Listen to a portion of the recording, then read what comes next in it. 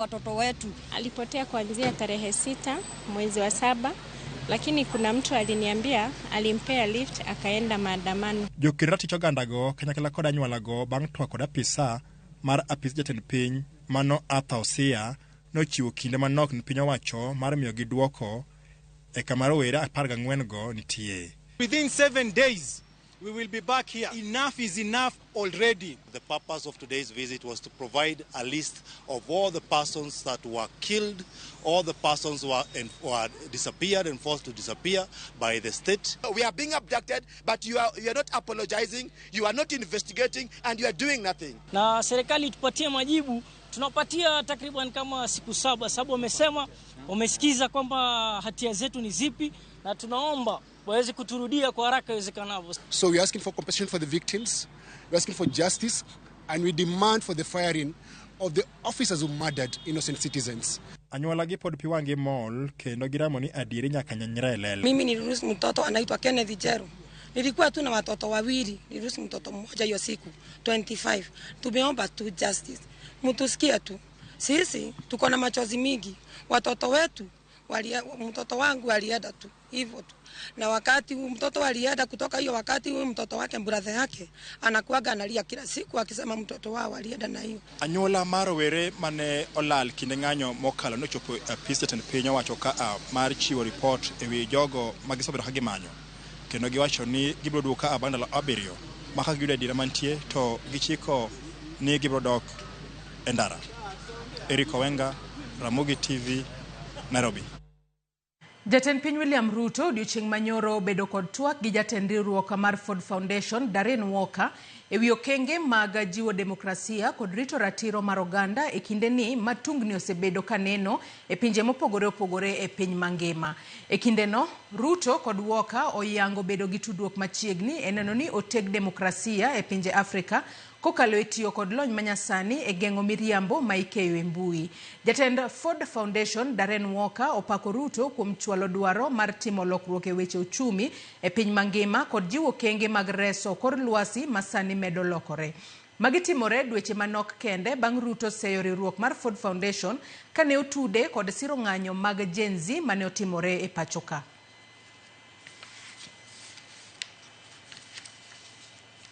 Jagoro maduong' mar Jubilee Jeremiah Kioni okone jalup jatend piny Rigathi Gachagua ni owek wuondo jo Kenya ni jatend piny machon Uhuru Kenyatta oseng'wonone kotenore kod weche mane Gachagua wacho kuome e kinde yiero mokalo.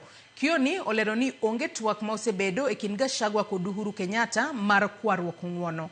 Kioni bende omedo ni midhiero mag thicho Gachagua e apisi obiro kaluwore kod gik mane otimo ne jotelo mawuok e masawa mar Kenya. Kata kamano, olero ni onge kwan jod bura mabiro yudore mar thicho Gachagua. There are no numbers to impeach either Ruto himself or Gachagua in parliament. There will be those who will be saying yes, there are those who will be saying no, and there are many others who will abstain. Ruto understands this from the beginning, that he does not have numbers to impeach Gachagua. And I can also tell you that ukisikia mtu yote anatembea Kenya hii akisema ati ameomba msamaha na amesamehewa, ujue hata yeye ni mtu ya kipindi. Uhuru has not met any of them, I can tell you here. And he has not held discussions on, was there, walimuuliza wakienda kututusi. Kwa nini wanaenda kumuuliza wakifikiria matusi imekwisha? So don't drag people's names kwa VPDN. Jatend migao mar omenda John Mbadi onyiso komiti mar od bura ni winjruok mar sirikal kod kambi mar piny India mar Adani inyalo ng'ad oko ponono ni giyudo jaket mwandu machielo maber maloyo Adani. Mbadi onyiso jo Kenya mondo kik bed gi luoro nikech onge winjruok ma oseketie kogno e kind sirikal kod Adani. Kaka jafambo marwa Chris Owino lero, Mbadi oyango ni joket mwandu mani kod gombo mar loso paundeke maduong' ma JKIA pod ni thuolo mar chwalo kwayo margi.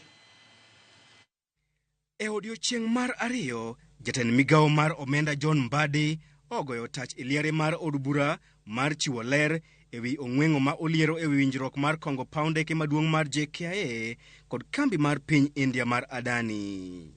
E nyim komiti mar od bura mochung' ne ng'iyo gope mag sirikal, Mbadi oketo e lela ni chenro mar kongo paw ndeke maduong' ma JKIA kod kambi mar Adani pod ni ong'ala machien kendo onge winjruok moro amora ma oseketie kogno e kind sirikal kod kambi mar Adani.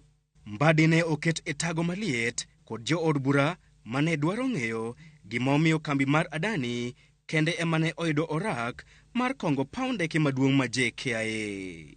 E duoko mare, Mbadi wacho ni kuom kembe duto mane onyiso dwaro mar kongo paw ndeke ma JKIA, mana Adani kende emane ochwalo kwayo.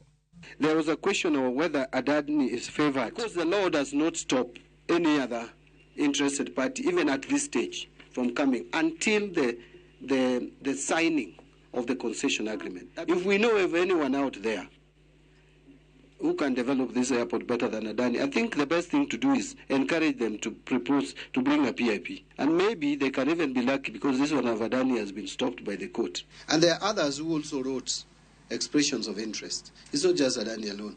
It is true there are other people who also expressed interest.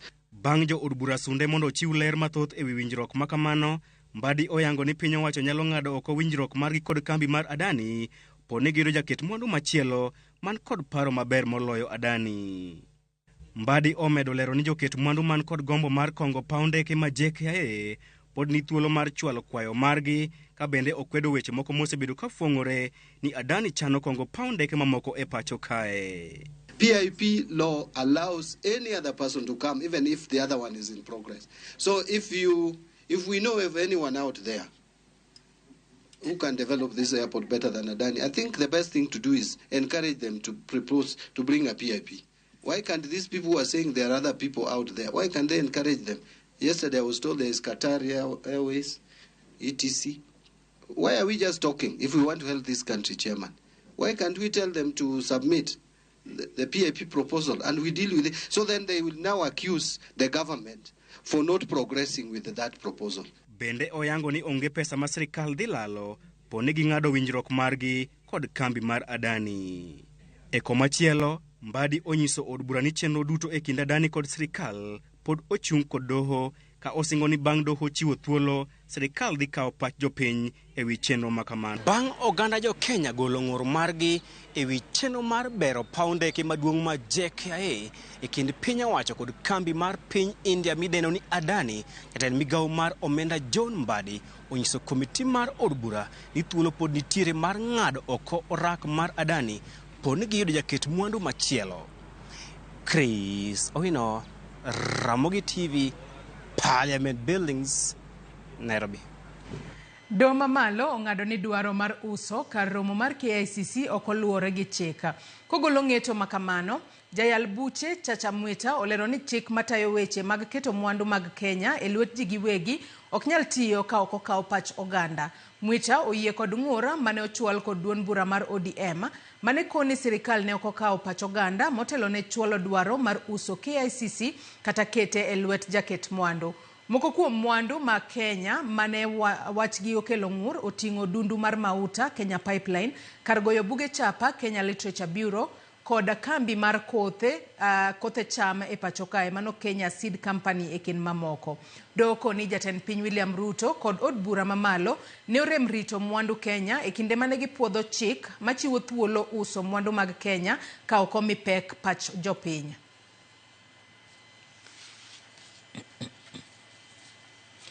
Kawadhi weche mag somo ni komiti mar jokanyo 129 manyocha wal ne nono chenro manyien mar siro som jopuonjre mag mbalariany osidhi ayanga odiochieng' manyoro kendo migi thuolo mar chako tijgi.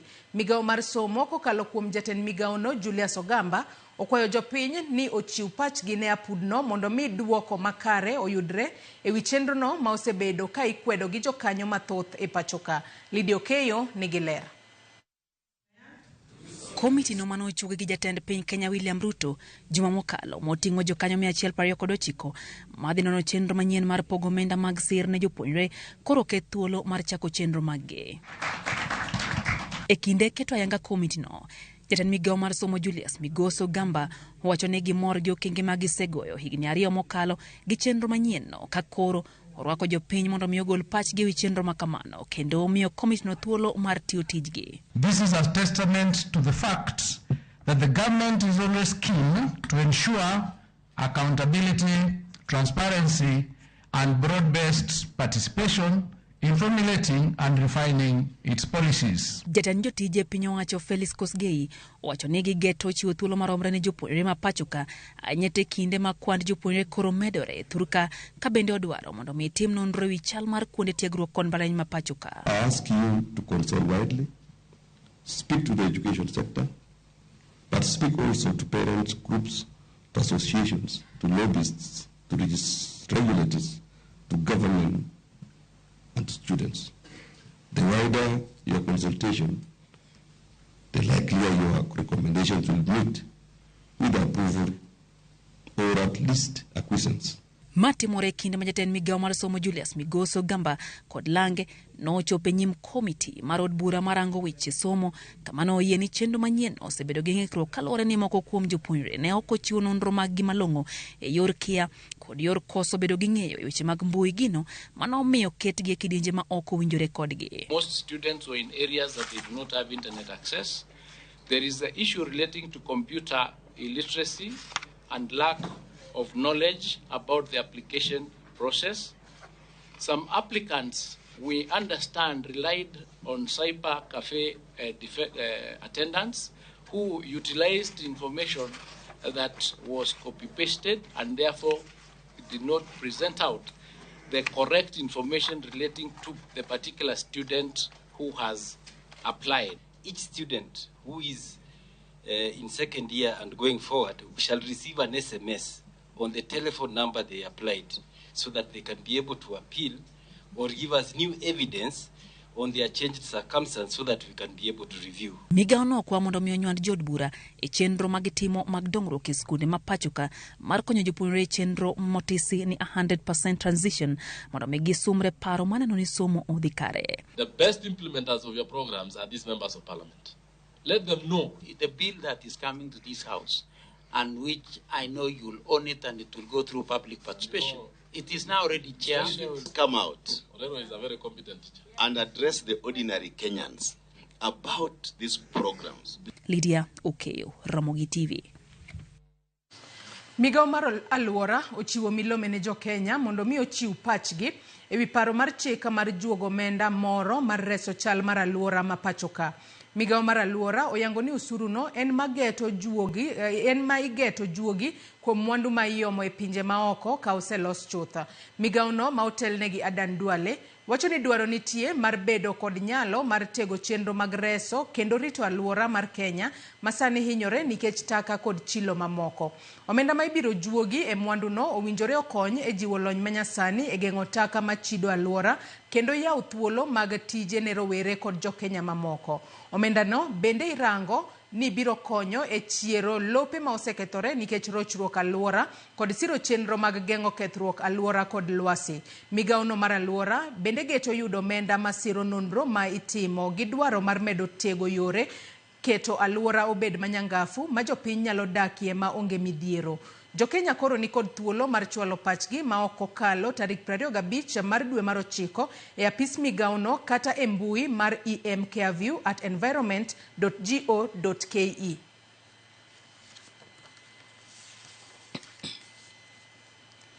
Mine maromo 38 dhi nyime kod yudo thieth mar tuo mar fistula e kaunti ma Migori e bwo chenro mar pim kod thieth maonge chudo. Chenro ma osir kod kambi mar Royal Media Services komakore gi 10 kaunti ma Migori. Jafombo marwa George Juma miyowa ler mar wachno. Kata bedi do kwan mag mine mantie kod tuono mar fistula e kaunti ma Migori ok osebedo mayot nikech thoth jogo mantie kod tuone ok thor wuok oko kendo yangore e kind oganda nikech akweda maling'ling yangore ne nitiere kwan mine buora ma odak kod tuone. Mayas nenre kalure kod kwan mamalo mag mine ma osewuok oko mayudo thieth mar tuoni mar fistula masani dhi nyime e osiptal maduong'no ma Migori e bwo chenro mar siro kod kambino mar Royal Media Services piny owacho mar kaunti ma Migori, Agnes Ochilo Foundation kod roge mamoko. Ogiyangre mayot mondo gibi osiptal unless ni chenro nitiere machalo kaka ma ema gimiyo ji kaw thuolo mondo gibi. Nyaka sani mine maro 38 oseyud kod tuoni mar fistula kendo dhi nyime kod thieth e osiptal maduong' ma Migori. Apisa mochune chendogo mag nyodo e kaunti ma Migori Joseph Okidi wachne gigeto kwan mine malo 80 e giko ma chendoni mar pimo ka achiel kod thiedho tuono mar fistula marumo tarik 2 mar dwe mar 10 mar higani. Ni higa mokalo nwayudo dhano 120, sani nwa project 85. Ene gima wanyalo timo ni projection. Maparo ni projection mwatimo sani kwa ng'iyo estate mar ota paro ni in our communities wanyalo koni up to 100 mothers nyalo beno dak gi fistula. Minod Gavana ma Migori Agnes Ochilo mane wuoyi kinde limbe mare e osiptal maduong'no ma Migori ne ojiwo mine mantie kod tuoni mar fistula mondo wuog oko kendo yud thieth. Kiyudo fistula ok ni itimo gimoro marach, ok kata ni in ng'ama onego bed ni ok onego bed ni nyuol. En gima nyalo timo ng'ama ngima, ng'ama jamoko, ng'ata. Koro wadwa kwawo ni mine mane otke kata dichuo mani dala kinitiere miyo ming'eyo ma samoro ijo ka nigi tik machalo mar lach kata machalo mar dhi oko, kiyie to kelnwago mondo wathiedhe. Mikayo Chilo wacho ni ne ochako kampen mar kedo kod tuono mar fistula e kaunti ma Migori higa mokalo bang' yango ne nitiere kwan mine mathoth ma odak kod tuoni. Higa mokalo kane afwenyo ni nitiere nyiri mang'eyo mane go bet putata winjo ka nigi tik. Koro kana manyo tafwenyo ni en fistula. To fistula ok en gima onego bed ni waluoro. Fistula nyalo mako ng'ata. Tuo mar fistula ikelo kod gik mopogore opogore kaka lero kod Joseph Okidi ma ochung' ne chendogo mag nyodo e kaunti ma Migori. Ka nyathi omako ich samoro pod otin ma miyo gibedo gi risk mar bedo gi fistula kendo. Duol nyalo biro matek ne yudo ka samoro nyathi duong' moloyo do fuko kama nyathi onego bed ni wuoke. Koro ma katimore to tiende ni obiro kelo pressure mang'eny e blada kata e rectum. E chendo mar thieth mar fistula machal kamae mane otim e higa mokalo e kaunti ni ma Migori ne okelo resruok ne mine maromo 128 mane osedak kod tuoni mar fistula kuom higni buora. George Juma, Ramogi TV, Migori. Apisas manie board manono yedhe mag jamni e pachoka Kenya Veterinary Board oloro dukni 7 mauso yedhe e tok chik Mombasa kendo mako ng'ata achiel magikoni ne tiyo maonge oboke moyiedhi. Apedhano mane gitimo e gwenge ma Bamburi e Kisauni gikoni bende geto yango jogo mosebedo ka uso moko kuom yedhe jamni ne jogo matiyo gi yedhe mameroji mosefwenyo ni nitiere yedhe maka gitiyo godo to meroge. Kotelnegi kod Laktar Benson Kibor ma en jatatije e bodno, apisas go koni thoth jous yedhe kata kamano ne oloro dukni mekgi kendo pondo bang' yango ni apedha makamano dhi nyime. Waitumia kuilalisha wanyama ndio sasa waitumia. Kwa kisheria hii dawa haifai kuguzwa na mtu yeyote asiyekuwa amesomea, ako na elimu na amepewa cheti cha kufanya hiyo kazi ya kupeana hizo dawa.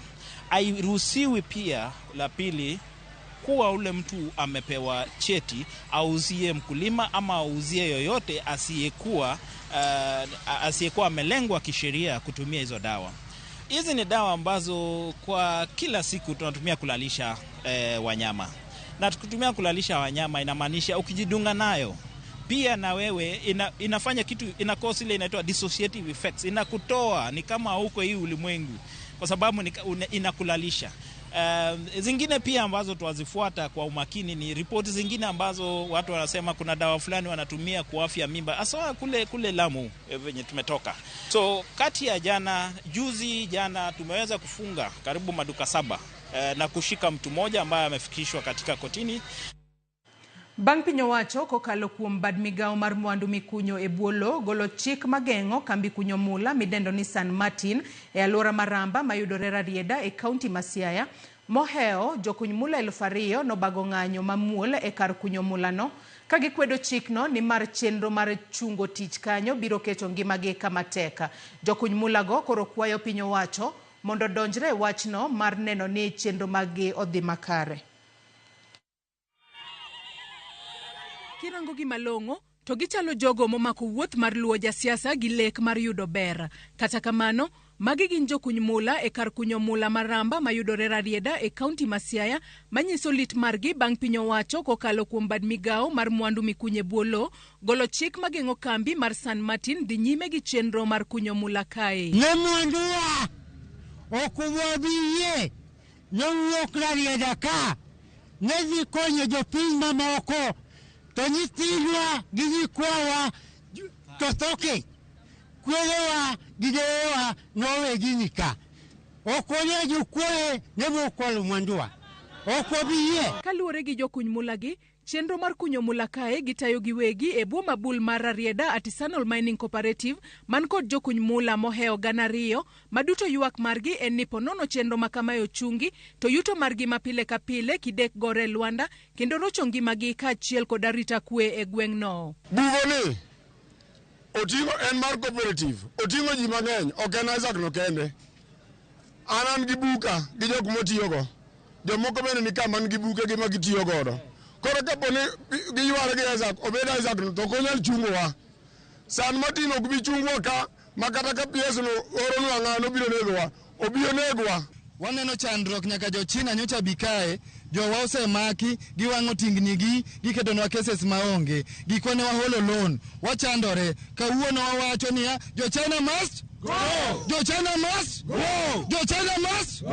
E bwo mabul achiel no jokuny mula gi ywak ni ne gigero dag pi gi omenda mar hola maromo $6 million mar kedo gi oro e gwengego gino mapok gitieko chulo ka koro chik to dwaro mondo giban piende kendo giwe tijegi. Watiyo mining ka to samra adiera ki wuok e tich mar mining kaka inyalo dhi omo pi aora Tami to sani twawinjo maber watuomo pi moketie yath en pi maler ma onge tuo moro amora. Koro akwayo na sirikal nokonywa kik mondo gini olor.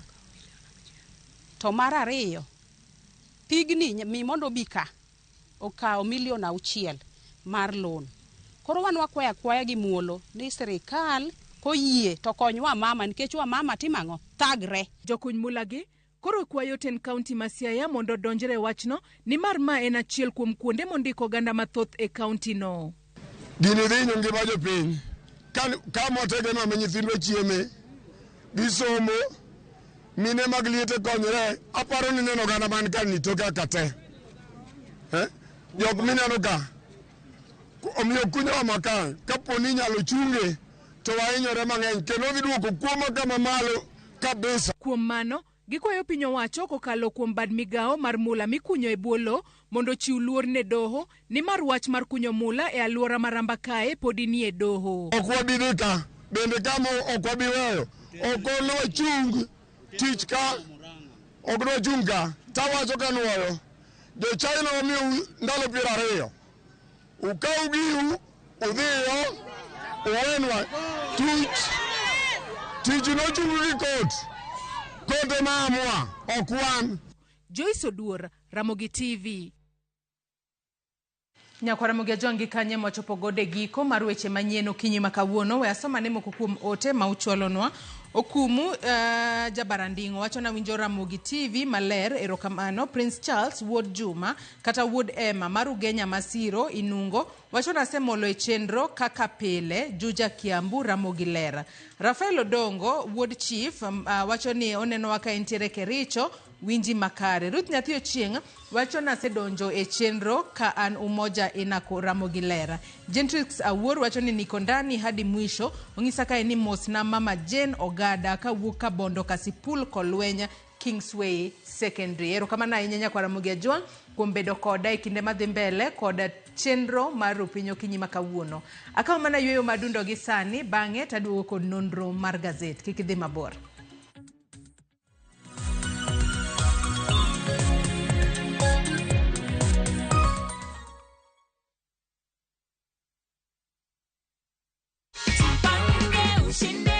Ulikuwa unatarajia kushinda? Nilikuwa tu nikifanya tu nitashinda tu kwa sababu mawimbi. Ulikuwa na tumaini. Yes. This is your check of Jipange ushinde na View sasa. Umefikiria matumizi yake? Matumizi yake ni kulipia watoto karo shule. Hii pia ni yako. Hiyo hata tuambiagi watu nini kondani ndio wao pia wajipange.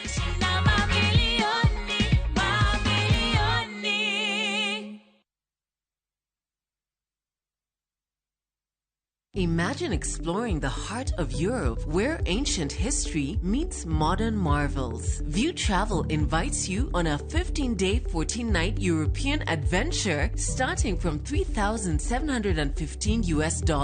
Discover the enchanting cities of Madrid, Barcelona, Paris, and Rome. Stroll through the imperial forums in Rome, marvel at the Eiffel Tower in Paris, and witness the grandeur of Santiago Bernabeu in Madrid. Cruise down the River Seine in Paris and glide across the serene waters of Zurich Lake. Experience the thrill of a high-speed train journey from Barcelona to Paris and soar above the breathtaking landscape of Grindelwald first on a cable car. Let View Travel make your dream European getaway a reality. Trust our expertise, reliability, and guaranteed departures. Let us tailor a personalized itinerary to suit your desires. Book your European Wonders adventure today. Visit viewtravel.com or call 0703-254-254 and book now.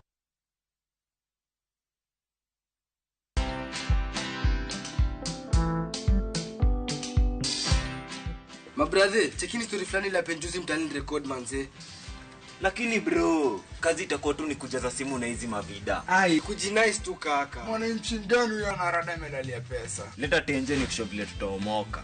Citizen Digital wako na platform fulani kwa site yao inaitwa Wananchi Reporting. Hapa unaweza tuma story yako kwa website yao ama kwa app yao ya Citizen Digital. Na kama hiyo process ni ngumu, unaweza tuma story kwa email yao, WhatsApp number ama uitumie kama SMS. Alafu gani napataje bro? After story yako imepublishiwa, hapo ndo una receive 1000 kwa simu yako. Bro, au umenichanua. Don't just witness the news, be part of breaking it. Download the Citizen Digital app and share your story with Wananchi Reporting today.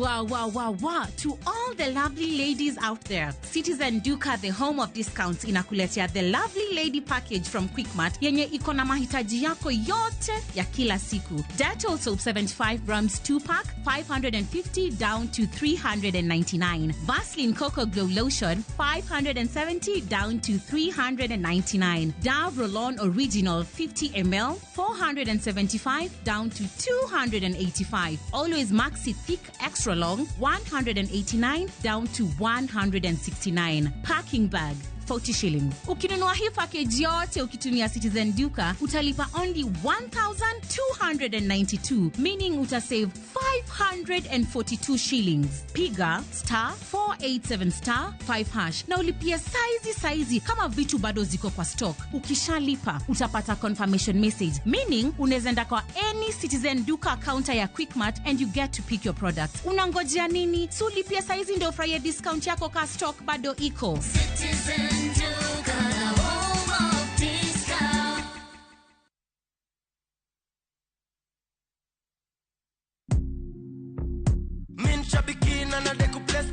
My name is Sebastian Mutuku Wambua from Machakos. I am a retired systems analyst. I'm into 6 months playing and I was not even expecting to see anything until when I saw that text message and I couldn't believe it. I got 12 predictions out of 15 on the jackpot. And the first person I told was my wife. This is good money. I think it will go far to help myself and a few other people that may be in need. I want to encourage other people. Please go ahead and try your luck. It's always good to try, just like I did. Looking at my win here, Shabiki in Minnesota. Thank you, Shabiki. Shabiki Super Jackpot, ni time yako. Not for persons under the age of 18. Authorized and regulated by BCLBA 671.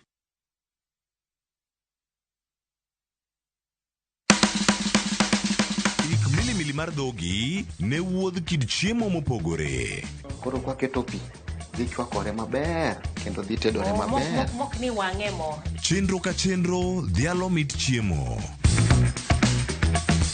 Gitedo itime nyaka obed makare gi suya kod ndhadhu mamit. Kitedo to dwaro ni ndhadhu go duto te mondo owinjre. Omiyo kihero chiemo in jatedo kata mana ng'ama ohero tedo, tudri kodwa tich adek juma ka juma e chenro mar tedo gi chiemo gi Jailieta tich adek saa 2 okinyi mana e Ramogi TV.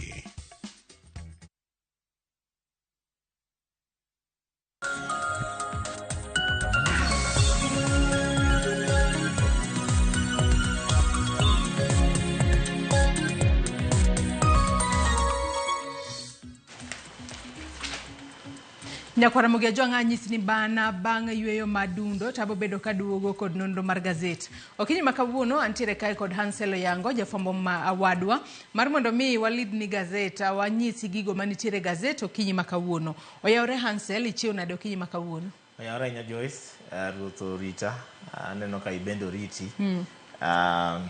Weche mag gazet ka to ng'eny malo ka aneno ka Oyang ka ni nitiere daktari moro ma intan manyo ka ngimane manowach malit ahinya. Wan gi weche mag Adani ma pod dhi mbele ka ka ondik ni Ruto nyaka tinde nigi ng'ate miluongo ni Mr. Fix It. An penjo ni to dako fix issues ma jatend piny ni godo ni kosenemo omiyo jatend piny koro wero wend Ford Foundation. Haya, mago duto Nyakwara Mugia Jwanga mana kaka isewinjo mago weche mag gazet ma Daily Nation omiyo peko kinyi makawon. To Hansel adwa mane wachak kod gazet ma Daily Nation kanyo. Mana kaka isewacho malo kanyo nitiere sigana moro kanyo mar Dr. Intana manyadendi mane okawo ngimane owuon. Mano toka kanosetiyo mano kuom seche 36 mane otiyo mano e osuptal moro mayudore Gatundu. Wantiere kanyo kod weche go mag Adani mana kaka isewacho kaito weche mago mag Mr. Fix It and links to Adani Group.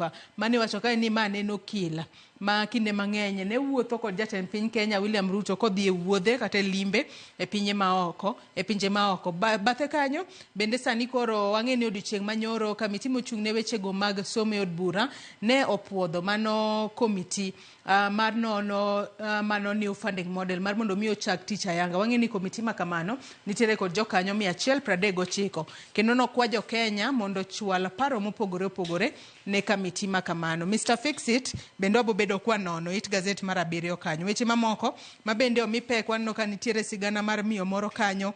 Owach kanyo ni cancer warrior, I asked my husband to remarry after I was gone. Mano kotudore kod miyo ma wanyalo wacho ni en miyo manokedo kod tuono mar kansa gi weche mag gwandruok mag siasa makoro neno e kin jatend piny Kenya kachiel kod jalupne Rigathi Gachagua. Ndike kanyo ni costly fallout, political diversion.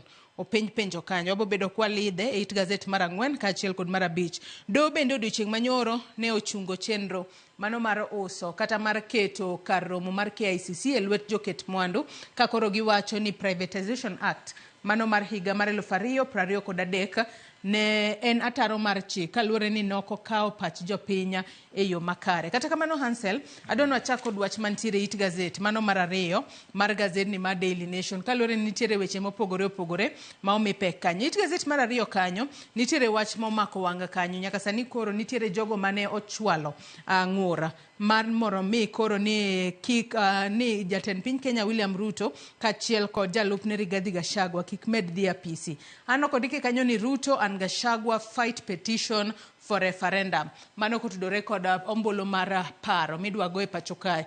Wang'eyo ni nitiere ji mopogore opogore makedo ne ratiro mag oganda kachiel kod okinde makoro nochwalo ng'ur makamane nyim doho gikwayo doho mar mondo mi owit oko paro makamano kata bura makamano. Hansel jatend piny Kenya mano William Ruto gi jalupne sani koro weche mag doho to osebedo ko omako gi kata kamano to mato koro en momako gi personally, kizungu wacho ni personally. Moko ka ng'eni osebedo komako kalure gi weche mag migepe mopogore opogore gi weche matimore Kenya kata kamano to mato ne iwacho ni activists 14 gi lawyers koriwre gi okinde mopogore opogore nodhi e doho mondo oyienegi mondo petition referendum otim Kenya ka kata mana kao paro kowuok kuom jo Kenya kalure ka gisebedo ka gitiyo makoro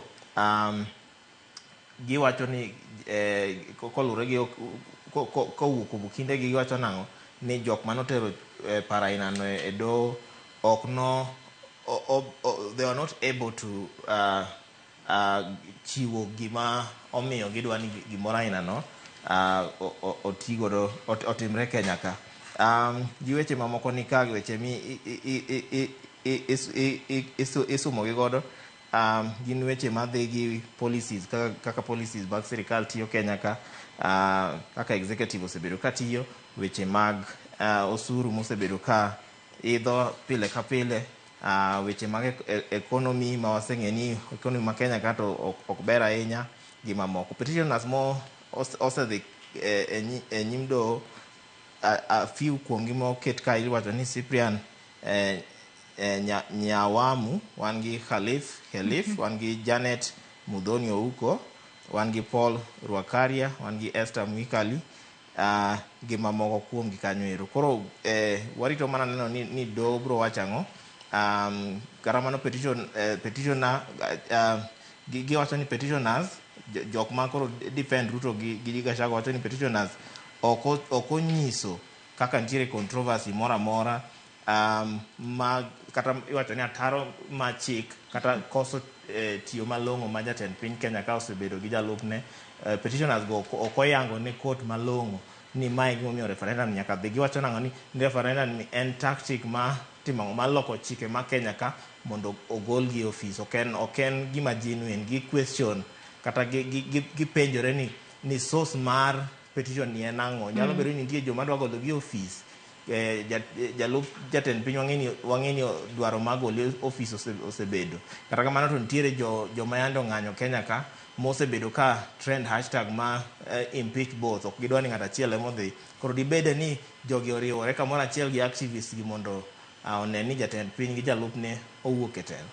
Aya, malo kanyo bende aneno ka bende nitiere paro mano mar gero mano bus rapid transport makoro iwacho kanyo ni onego bed ni kawo omenda maderom bilion 7.6. Ka bende nyaka sani koro sirikal ma pacho kae okwayo kata okwayo jomopogore opogore manyalo konyo e gero bus rapid transport mano e wang' apaya mano ma Outer Ring Road, mano kotudore mano kokalo e Kenyan Urban Roads Authority kura, makoro sani koro okwayo kembe mopogore opogore mawuok nyaka e pinje maoko manyalo konyogi e gero mano bus rapid transport mayudore kata monego bed ni gero Outer Ring, mano apaya ma Outer Ring mayudore bore Nairobi kae. Ka bende nyaka sani koro iliekore ni apaya ma kamano kogeto nyalo konyo e tieko kata e duoko piny dhugruok mag nyamburko mosebedo kwaneno e thoth apeyni mayudore e pacho kae e boma ma Nairobi kae thothne. Mae to en apaya mi iketo nying ma gitiyogo miluongo ka ni en iluongo ni Nyati. Nyati en ang'o omuga koso nang'o gi dholuo. Jowi, Nyati en jowi, ok omuga. Wachore ka ni nitiere consultation contract moro mane jo Korea nosewin ma orak ma consultation no kende law mana nus bilion makora kende gi consult ang'o mago gik monego wanon malong'o. Kata mana to orako wuon en bilion madhi mana 7.6 mago kikete e pesa ma Kenya ka to pesa ni dhi wuok e loan ma kowuok Korea, makoro jo Korea ema dhi miyo jo Kenya loan ainano. Apaya ni wacho ni bro wuok areas mag Ridgeway, kokalo All Soaps, odhi nyaka i Maradaima. Maradaima en yo kuma SGR nitiere, koro bo connect wat ni Mombasa Road, area ma Mombasa Road gi area ma Thika Road. Koro kuonde ariyo obobedo kaka shortcut. Mama e gima ne Eastern Bypass onego bed ni timo, but Eastern Bypass be sani koro wanyalo wacho nang'o ni ting' mar apaya ma geche kata dwaro ma expansion oseingo. Gimano okele ne osetiyo makoro Nairobi osedongore makoro nyaka wamany strategy machielo. An ma paro marwa kahinya nikech ma development maboterowa nyime ma kiwuok airport ok ochuno ni nyaka ikal Nairobi e chuny boma. Inyala dhi adhiya straight, ten straight ma en straight maonge ni traffic moro ochungi kanyo ero. ka gima koro penj na maduong' en ni koro 7.6 billion tibro chule nang'o. Wabro timo kaka ne watimo expressway koso wabro bedo nang'o ma ji bro chulo toll mondo iti gi services ainago koso bro bedo nang'o. Koro mage gik ma warito winjo explanation maluwo. Kata kamano sani to koro RACT oseyaw ni joma oneno ni owinjore kata oneno ni ginyalo tiyo tijno mondo chwal nyingegi mondo chwal proposals magi ka gibro tiyo tijno. Adwa nwadhi it gazet mar adek mano mar gazedni mar Daily Nation mana bathe kanyo. Sigana mabende gazedni mar Daily Nation nomenyo kinyi makawuono mano kotudore kod intern doctor mano manyako nyadendi ma hike pod ni piny ahinya, nyadendi ma jahigni 27 ma idendo kanyo ni Dr. Desri Mora ma jahigni 27 makoro liekore ni ne okawo ngimane owuon bang' tiyo kuom seche 36 mano e od thieth mano mar Gatundu Level 5 Hospital mayudore e kaunti ma Kiambu. En gino malit ahinya Hansel ka koro nyathi matin kamae kata nyadendi matin kamae nyalo kawo okang' mar kawo ngimane owuon. Kata kamano liekore kae ni ne osechwalo ng'ur mano ko tudore kod kaka supervisors mage ne ok trite maber kata ne ok kawe maber e kinde mano tiyo mane od thieth mano ma Gatundu Level 5 Hospital mayudore e kaunti ma Kiambu. Kendo aneno kaka ateka mar kuma ne gidake otemo lero kaka ne wuok tich momose bang' kosemose to negi gwenyore mana wanyalo wacho ne gate e kinde mano donjo to ateka ne wuok ne dhi neno mpira mano mar Manchester gi Arsenal kama bang'e koduogo no dhi wito taka to koro kolidhe drisha to neno ringre nyadendi ni koliero matene no sekawo ngimane owuon. En gino malit ahinya. En wach malit ahinya to maeri aparo ne en one of the maeri en an extreme case ma gik ma intern doctors kale Kenya ka to ken kata intern doctors kende kata intern teachers waneno ka nigi shida Kenya ka. Ngata miluongo ni intern Kenya ka chal ka gima gin joma they are there to be seen and not to be heard. Kata chudo mo malongo kata mana ok chulgi maber. Gima wachore ka nang'o kapok wadonje ma inya paro ndalo mane dakteche no ng'anyo achiel kuom gik mane ng'anyo ne ni intern doctors mondo chul. Kata kamano mano ok ne waneno ka nomi duong' ahinya kane orako nobedo signed kind sirikal gi intern manyo paro kata mana intern doctors emano miyo Nakumincha no riem tich kane gidhi ma gipetho edho ranga Ministry of Health. Komedre gi mano ero kata kuonde ma gitie conditions ok ber. Wachore ka ni Mora gi interns mamoko osebedo ka tiyo long hours ma up to 36 hours. Iyudo ka ng'ato pod tiyo shift ma back to back surgical wards. Iyudo ka samoro kaka sani koro nurses nie ng'anyo. Iyudo ka ng'eni daktari ka kodhi e surgery nurse ema konye, nurse ema miyo tijno bedo mayot. To ka nurse onge ni daktari ema tiyo tijno te.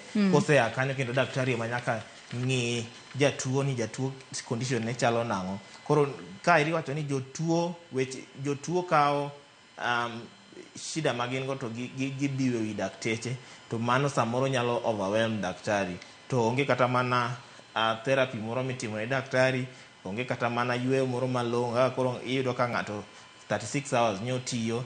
Kata kamani wacho ni jotendgi be nyisogi achai to ok nyisogi achai embele jotuo makoro mano miyo gibedo gi dang'ni maparo, miyo esteem margi bende dok piny gi weche ma kamano.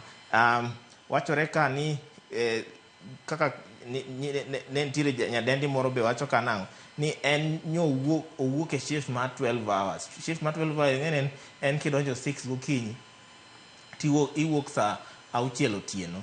Mano 12 hours. Mano en shift ma naturally dhano ma normal ok onego be ni tiyo. Mano matiende ni number 1 nitiere shortage mar dakteche Kenya ka. Nurses monego be ni konyogi onge nikech nie ng'anyo. Mar adek conditions mag tich. Iyudo ka facilities mag itiego kata mana equipment malong'o manyalo miyo tijgino bed mayot onge. Makoro mage gik manyalo miyo ng'ato dang'ni maparo make. Mora kati wacho ni nose nyaka chwalo ywak ne nang'o ni supervisor mare ok trite maber. Relationship mare gi supervisor ne ok ne ber. Koro wacho ni ka nowuok e tich, ka nodonjo to nochopo Disemba kaka noromo gi caretaker gate kaka nochopo e ot to nyisa osiepne nang'o ni an adwa dhi bet e balcony malo kuchocho mondo ayue, adwa mana bet kenda. Makoro kata caretaker kane biro kawo takataka, osiepne mane gidak ge ot ne kia kata ni wach nosetimore, ma en nobwogo osiepne no, ma osiepne no sani ok nya kata mana dak e odno, odhi dak gi jonyuolne. Makoro ineno ka koso solve problem achiel osekelo ne ng'ato kendo dang'ni mar paro gi weche moko mag chuny ma onego bed ni kata en ikonye, onego bed ni kata en itaye yo moro malong'o, ma wachni kok ong'i malong'o.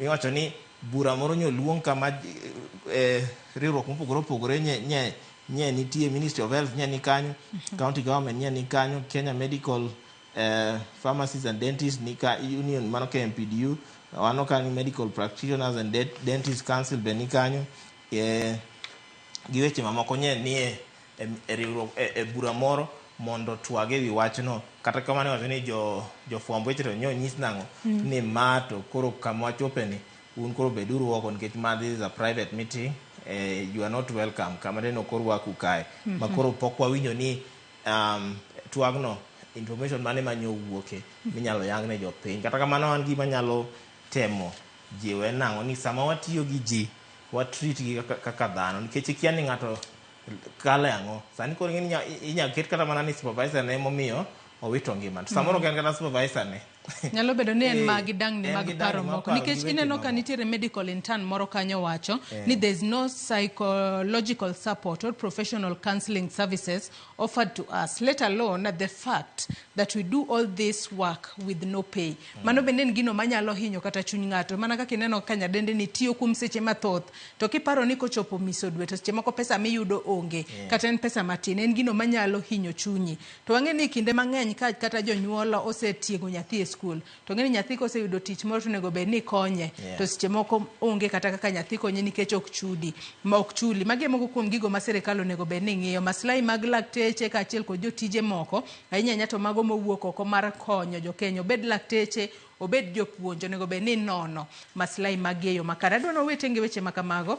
Wadhi it gazet mar 4 kaachiel kod mano mar 5. Wachako it gazet mar 4 mar gazet ni mar Daily Nation, kama koro pogruok maduong' oseneno e kinda jatend piny Kenya William Ruto kod jalupne Rigathi Gachagua. Makoro liekore ni pogruok makamano koro kar mondo mi giket maino margi e gigo mahinyo jo Kenya. To koro sani koro maino oket maino ahinya e gwandruok manitiere kindgi. Adiera sani Hansel wang'e ni jopuonje mago mag mbalariany onge skul. Wantiere kod chenro no mano mar somo, mano mar new funding model bende ok dhi makare. To gino maneno en mana pogruok ma waneno ka jatend piny Kenya kata jatend piny, jalup jatend piny Kenya ene mosebedo kuwuok oko ka koro wacho kaka idwa thiche oko, kaka nogole WhatsApp group kar mondo mi owach weche ma jo Kenya gombo winjo gi sani manyalo konyo ngimagi.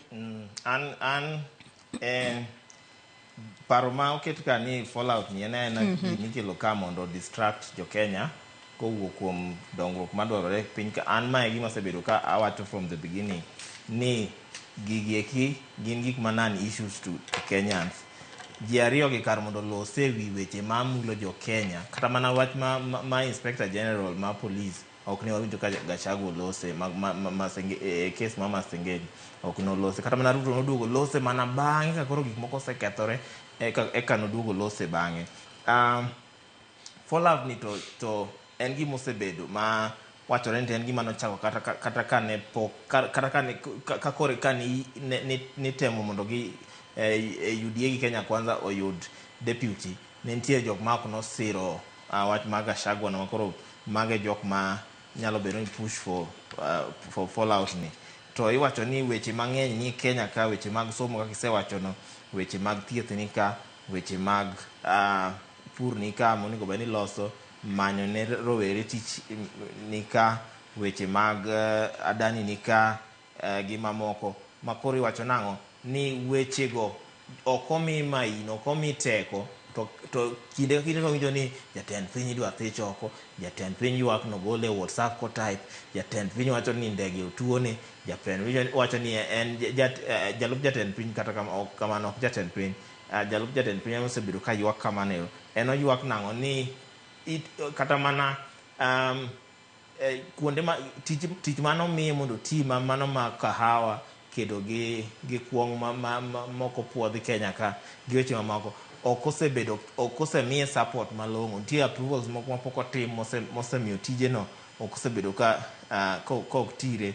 Iwacho ni osechwal nyaka nyinge ma ji madhi mana 8 ka monego bedni iwacho ni onego bedni kawo kare. Machiel kuomgi en Kithure Kindiki, wan gi Anne Waiguru nika, wan gi Kimani Ichung'wah, wan gi Ndindi Nyoro, wan gi Cecil Mbarire, wan gi Mwangi Kiunjuri gi Rebecca Maino. Mago jok miwacho nang'o ni onego bedni kawo kare kapono obedo impeach. Wamalwa ma wang'e ni wuok e riwruok mar Azimio owacho nang'o ni kaeri kar mondo jogi focus e tich, kar mondo gitine jo Kenya, gin gidak mana nang'o ni giyware gigwandore pile ka pile. Koro en nyo ywak ne jo Azimio nang'o ni kik udonje lweny jogi, kech ma lweny ma bro miyo ubedo gi en lweny ma toxic, ma lweny maonge olewo moro amora ma bro yudore e iye kanyo. Weche ma kar mondo giked gi mibadhi, giked gi rocho ratich jo Kenya kanyo. Aneno ka polis ma nyicha ka oyier kanja ka to polise cho osechako gore gi ji kendo, ma joma nyodhi adhiya gi kwe ka tera list ma nyinge ji ma yando negi gi ma yando ma Kenya ka gin gisebedo kacha kendo koro gigore gi ji ma giketho nyaka kamera ma jofwambo. Ma koro mage gik monego bedni gidilo, mage gik ma jo Kenya dwaro. To gin to koro giwuok ka koro gigwandore ni ya idwa thicha oko. To kotudore kod thicho oko no, bathe kanyo bende koro aneno ka jogo ma otenore kata otudore machiegni kod jalup jatend piny Kenya Rigathi Gachagua. Sani koro giwacho, mani it gazet mar 5 kanyo. Sani koro giwacho ni kata chwal twak mano mar thicho oko Rigathi Gachagua e apisi to twak makamano ok nyal kalo yod bura. Giwacho ka ni Gachagua strategists, we have numbers to block impeachment. Wantiere kanyo ko jod bura mano ma Embakasi Central, mano Benjamin Gathiru, mong'ere kanyo kaka Major Donk. Nong'iso gazeti ma Daily Nation ni jod bura mago motenore kod Rigathi Gachagua gise nono kata gise fwenyo kaka od bura nyalo luto mbulu. Nyaka sani wacho ni nitiere jod bura mano maderom 180 manyalo siro twak mar thicho oko e apisi jalup jatend piny Kenya Rigathi Gachagua. Kata kamano wacho mar mondo mi twak makamano dhi mbele nyaka giyudo mbulu mano kuwuok kuom jod bura 233. Miwacho ni en gino ma jatend piny Kenya nyalo mana yudo koyudo sir kuom jod bura mag ODM, nikech wang'e ni ODM bende nitiere kod kwan jod bura mathoth e od bura kacha. Kata kamano giramo ni giumo gi piny ni twak makamano kotere e od bura to ok onyal kalo. Rigathi Gachagua ok nyal thich oko.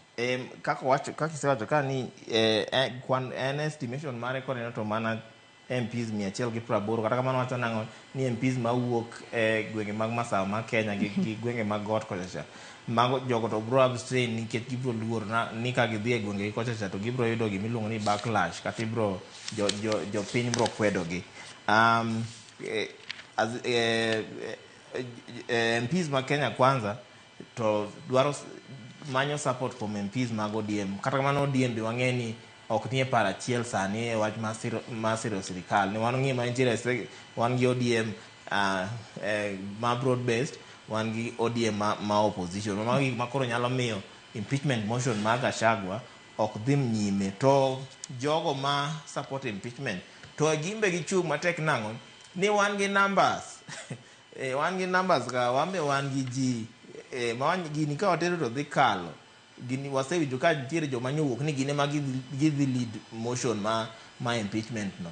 Waseneno ka nitiere jok ma nyochiwo kata mana 2 weeks ni within 2 weeks Gachagua onego beni osethich oko.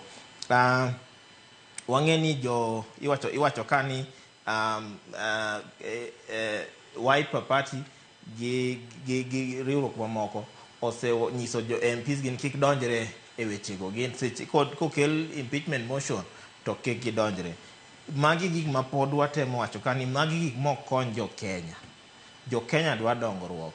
Jo Kenya dwa neno nang'o ni ka dhi e osuptal to an gi thieth malong'o, ka an gi pi malong'o e dala, an gi ndara malong'o, weche mag somo waloso malong'o, weche mag pur waloso malong'o, weche mag dhi gi tourism waloso malong'o. Kata kidwaro chako handi moro in gi hope no handi no bro dongo. Sani chako hala Kenya ka take serious nikech license mang'eny nika tax nika ikana ni idwa dhi charge client nango but jogi to dak manango ni gin gidwa impeach Gachagua kia gidwa golo kia MP mane gidwa golo wadwa ni GOT ma ng'at mo ok dwa tiyo to en ok kikorit impeachment ng'at mano ni tich teko tame sirikal kikorit impeachment owuoga giwe chando wijo Kenya nikech magi to gin mana gik machando wijo Kenya miyo pesa jo Kenya bedo wasted gisema MPs obet e parliament ka ni koro discuss impeachment motion ni en gima waste pesa jo Kenya taxpayers money bedo wasted ka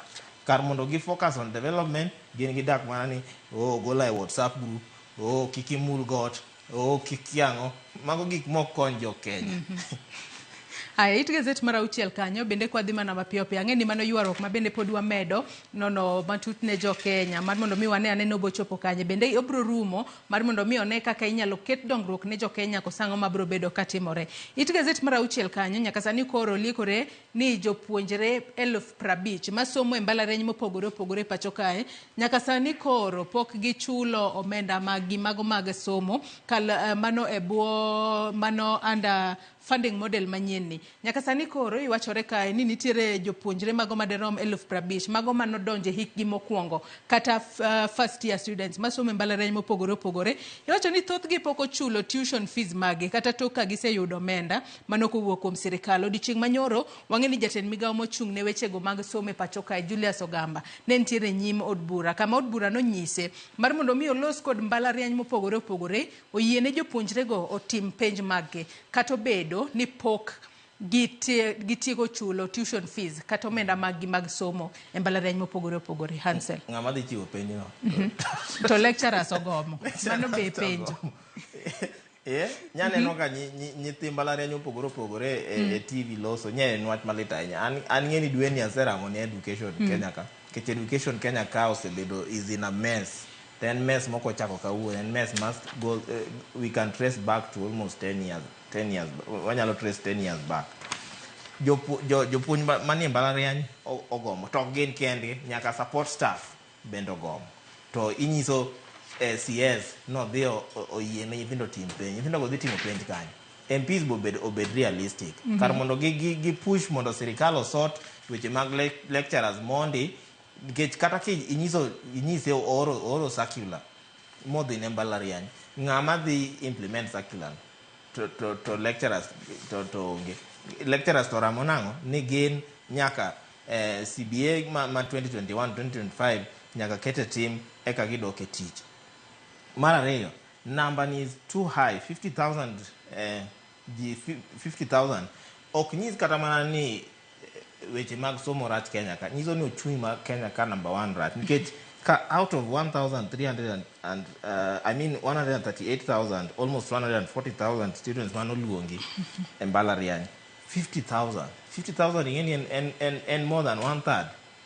Yeah, it's more than 1/3 man nyisi ni kitiyo gi statistics ni kende above 1/3 ma Kenyans are living below poverty line. Mateni uchumi ma Kenya ka number 1 osekethore. Iwacho ni kuom almost 140,000 manoluongno 124 kende emosedhi.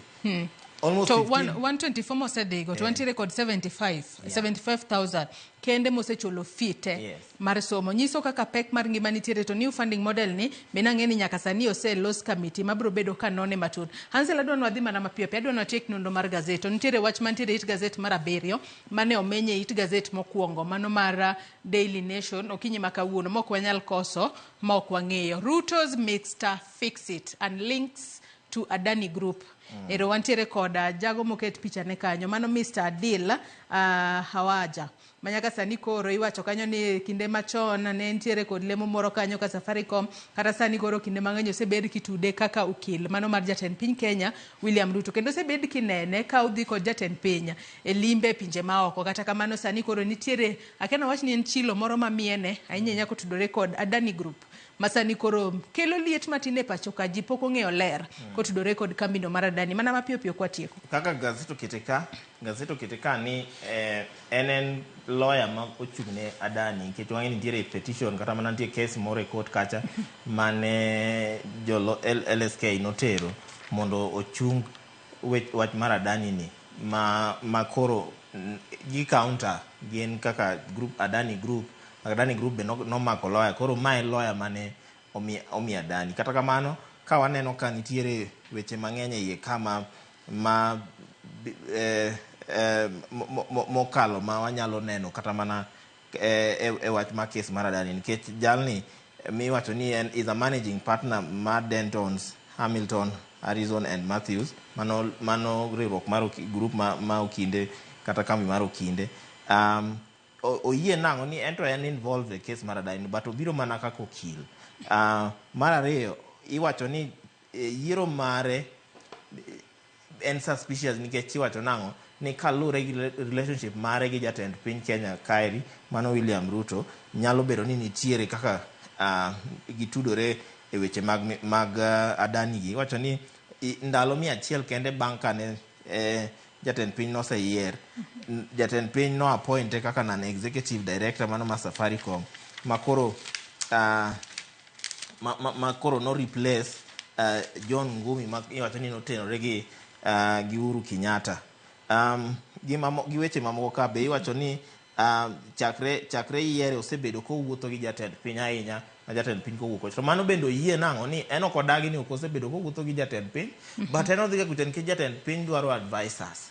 But gima ja Kenya penjore ka ni mosebedo ko advice jatend piny ni kor kar osebedo nango ma olemo mosebedo kwa rito kae to kwane olemo mag wuodhe mag jatend piny gikelo.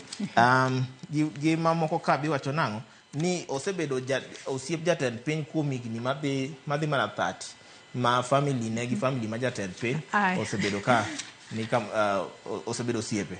Matut nyakwara Mogejo nyalo somo e it gazet mar Abiriyo. Adwa watie kod Machinglo mantiere it gazet mar 15, mano mar gazet ni mar Daily Nation. Machinglo makamano Hansel ang'eni nyakwara Mogejo bende nyalo nene okinyi makawuono. Kwa ng'iye taneno ka nitiere ng'ato ma ochung' kanyo, to ochung' ondike kanyo ni Donamita, matiende ni itemo pim liet. To ang'e ni Donamita mochung'e no en mano mar Ford Foundation. To ng'ama ni kanyo wanyalo pongo gi wiwa ni en ng'a? Ma of course en jatend piny. Aneno ko chuo kaunda ne kete gi kaunda ne ka. To ma weche mag Ford Foundation iwacho ni ose grow from cold, nikech kinde ng'anyo cha ne en cold towards Ford Foundation. No wacho no miyo Ford Foundation warning ma liet kama. No seyo Ford Foundation ni ema siro ng'anyo pacho. Anang'e ni Ford Foundation idwa gola Kenya ka mok chak duog Kenya ka. But koro nyoro an nyomako dhoga ka ng'iyo ti wacho ni ya to koro tango lokore kosobedo nango ma koro jatend piny kendo koro ema lead choir ma sani koro owuoke cold odhi ng'wech warm ochiegni chope very warm. Koro anabedo ni ang'o change wang'e ni Ford Foundation notud kata mana gi weche mag support tije ma minod jatend piny tiyo Kenya ka. Mago Ford Foundation obedo ka support gi NGOs mopogore. Kora kiani mae manyalo bedo ni emomiyo wo ma biro ni gini konyo nyaka jaoda ka ya to kendo kora dwa kwen. Answer. Wachni mogi ka watieko nonro mar gazet. Nyakwar Mogejo nyalo pongo gi wiye ni Machinglo makamane ento nene nado. Mana mapiyo boro nyiriri 30. An wachna mogi pod dok mana e weche mag somo ka, nikech en wach maleta ahinya ka nyithindo 50,000 ok nya afford sikul, weche mag sikul. Jonyuol oseuso lowo morumo. Ng'ango nikech environment kata maloko ohala Kenya ka ok yot. Environment kata mana kidhi tich at the end of the month kigo kwano iyudo ka sitima ochamo ma pio cham kidong tipenjo ni ato ma to kata an gima dwa chamo onge to koro nyathi tabotero sikul nango. Kata mana kaka kichako pur bende tek ka, nikech pur bende wang'eni weche maricho nosedonje Kenya ka. Koro akene jonyuol dwa timore nango. Sirikal onego kony kaeri. Number 1, pesni ma wuok mang'eny mimiyo ji kaka ma MPs okwamegi onego ket mondo wabed gi free education. Mane solution mantiere ka. Erokamano ahinya Hansel Oyang kuom kawo thuolo mari okinyi ma kawuono mar mondo mi walid ni Nyakwar Mogejo gazet momori e kind Daily Nation kod The Standard. The Standard okinyi ma kawuono noketo kanyo ni where we got it wrong with police. Nyaka sani koro giketo kanyo kotudore kod report mano mane maraput manotelne kod David Maraga mane nono lokruoge mopogore ma inyalo kete sekta mar obila. Inyalo dhi nyiewo ibedo piny tisome yo makare. Yena mar mondo mi akaw yo madundo gi sani bang'e taduoko twak mokwongo e chenro mar Rupenya. Kik idhi mabor.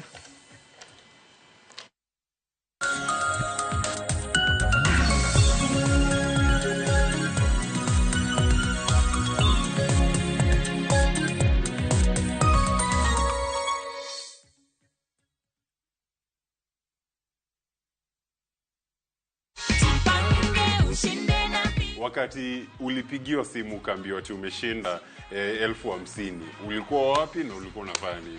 Mimi ni mkulima, nilikuwa kwa sababu nilifurahia sana. Aya, sawa, shikilia check.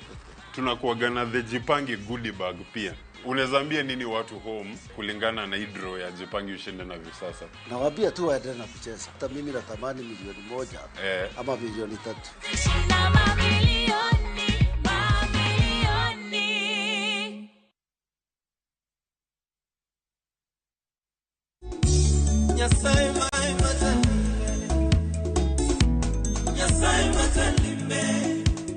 Mondi yud wenda mar Nyasaye Majalimbe kaka skiza tune mari D*860*419#. Parnia Ramogi TV e od jowende duto.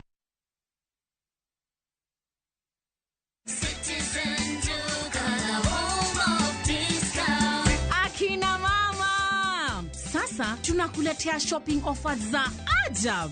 Citizen Duka, the home of discounts, inakuletea this week's discount na inatoka Jaza Supermarket. Jaza Home Brown Sugar 2 kgs, Jaza Home Tissue Paper 10 pack, Rina Vegetable Oil 3 liters, Jamaa Cream Bar Soap 1 kg, Jaza Home Long Life Milk 500 ml 12 pieces, Prestige Margarine 500 grams, 2 packets za Jaza Home Long Grain Rice za 2 kgs, Jaza Home Green Gram 1 kg, 2 packets za Soko Maize Meal 2 kgs, Fahari ya Kenya Tea 100 gram, Colgate Herbal Toothpaste 70 gram, Santa Lucia 400 gram, Toss Detergent Powder 1 kg, 2 packets za Ajab Home Baking Flour 2 kgs. Sasa, ukinunua hii package kutumia Citizen Duka, utalipa only 4,370 Kenya shillings. Miga *487*5# na ulipie saa hii. Kama bado vitu ziko kwa stock, ukishalipa utapata confirmation message yenye inasema sasa you can go and get your products from any Citizen Duka counter yenye itakuwa kwa Jaza Supermarket yenye iko karibu na wewe. Unangojea nini? Imagine harakisheni kama bado vitu ziko kwa stock. Citizen Duka,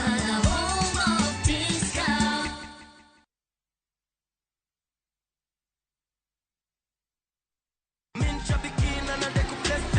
Brate, huu mwezi usiache life kuweke kwa kona.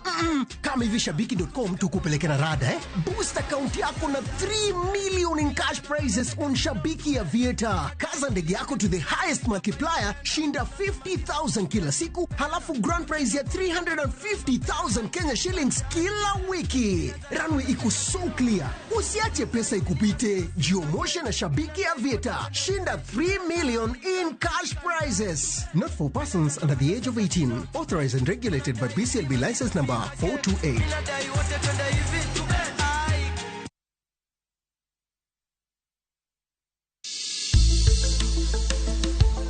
Gimawa en gima duong' moloyo. Onego beni wang'eyo kaka wadak, korka chiemo, exercise, nindo maber. Wakelo ni achiel kachiel lakteche man gi lony mararieya e weche ngima dhano. Kikwa discriminate ne joma nigi ndulume. Bedo gi ng'eyo nyalo kelo lokruok maduong'. Wacho ni kendo Ruth pile ni e penj laktar kaindi chiemo watiyo godo mondo wageng tuoche. Wabiro wuoyo gi ji e yo mabiro mulo chunyi kendo miyo pachi yawre. Obwongo gi del gin ga gigo motimre nade moriwore. Koro gimipidho obwongo mari luwore gi gino mipidho dendi. Riwri kod Ruth Otieno e penj laktar. Wuok tich nyaka tich abich saa 12 odhiambo mane Ramogi TV. Penj laktar. Ngima en mwandu.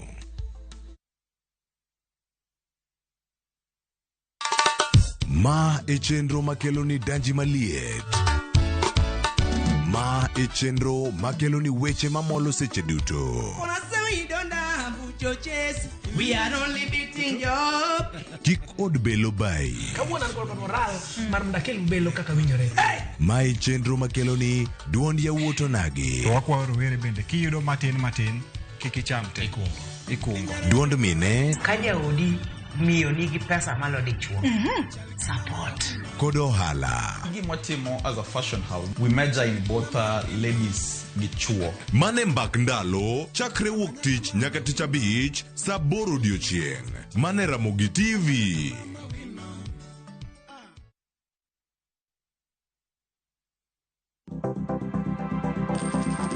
Inyalo goyo kwan kod omenda ma aching' kata ma ikete bahasha ka isiko itiyo kod omenda mohingo kaka onego itigo. Tema ne keto e bahasha omenda ma idwaro tiyogo kama moko to ikung kata ika.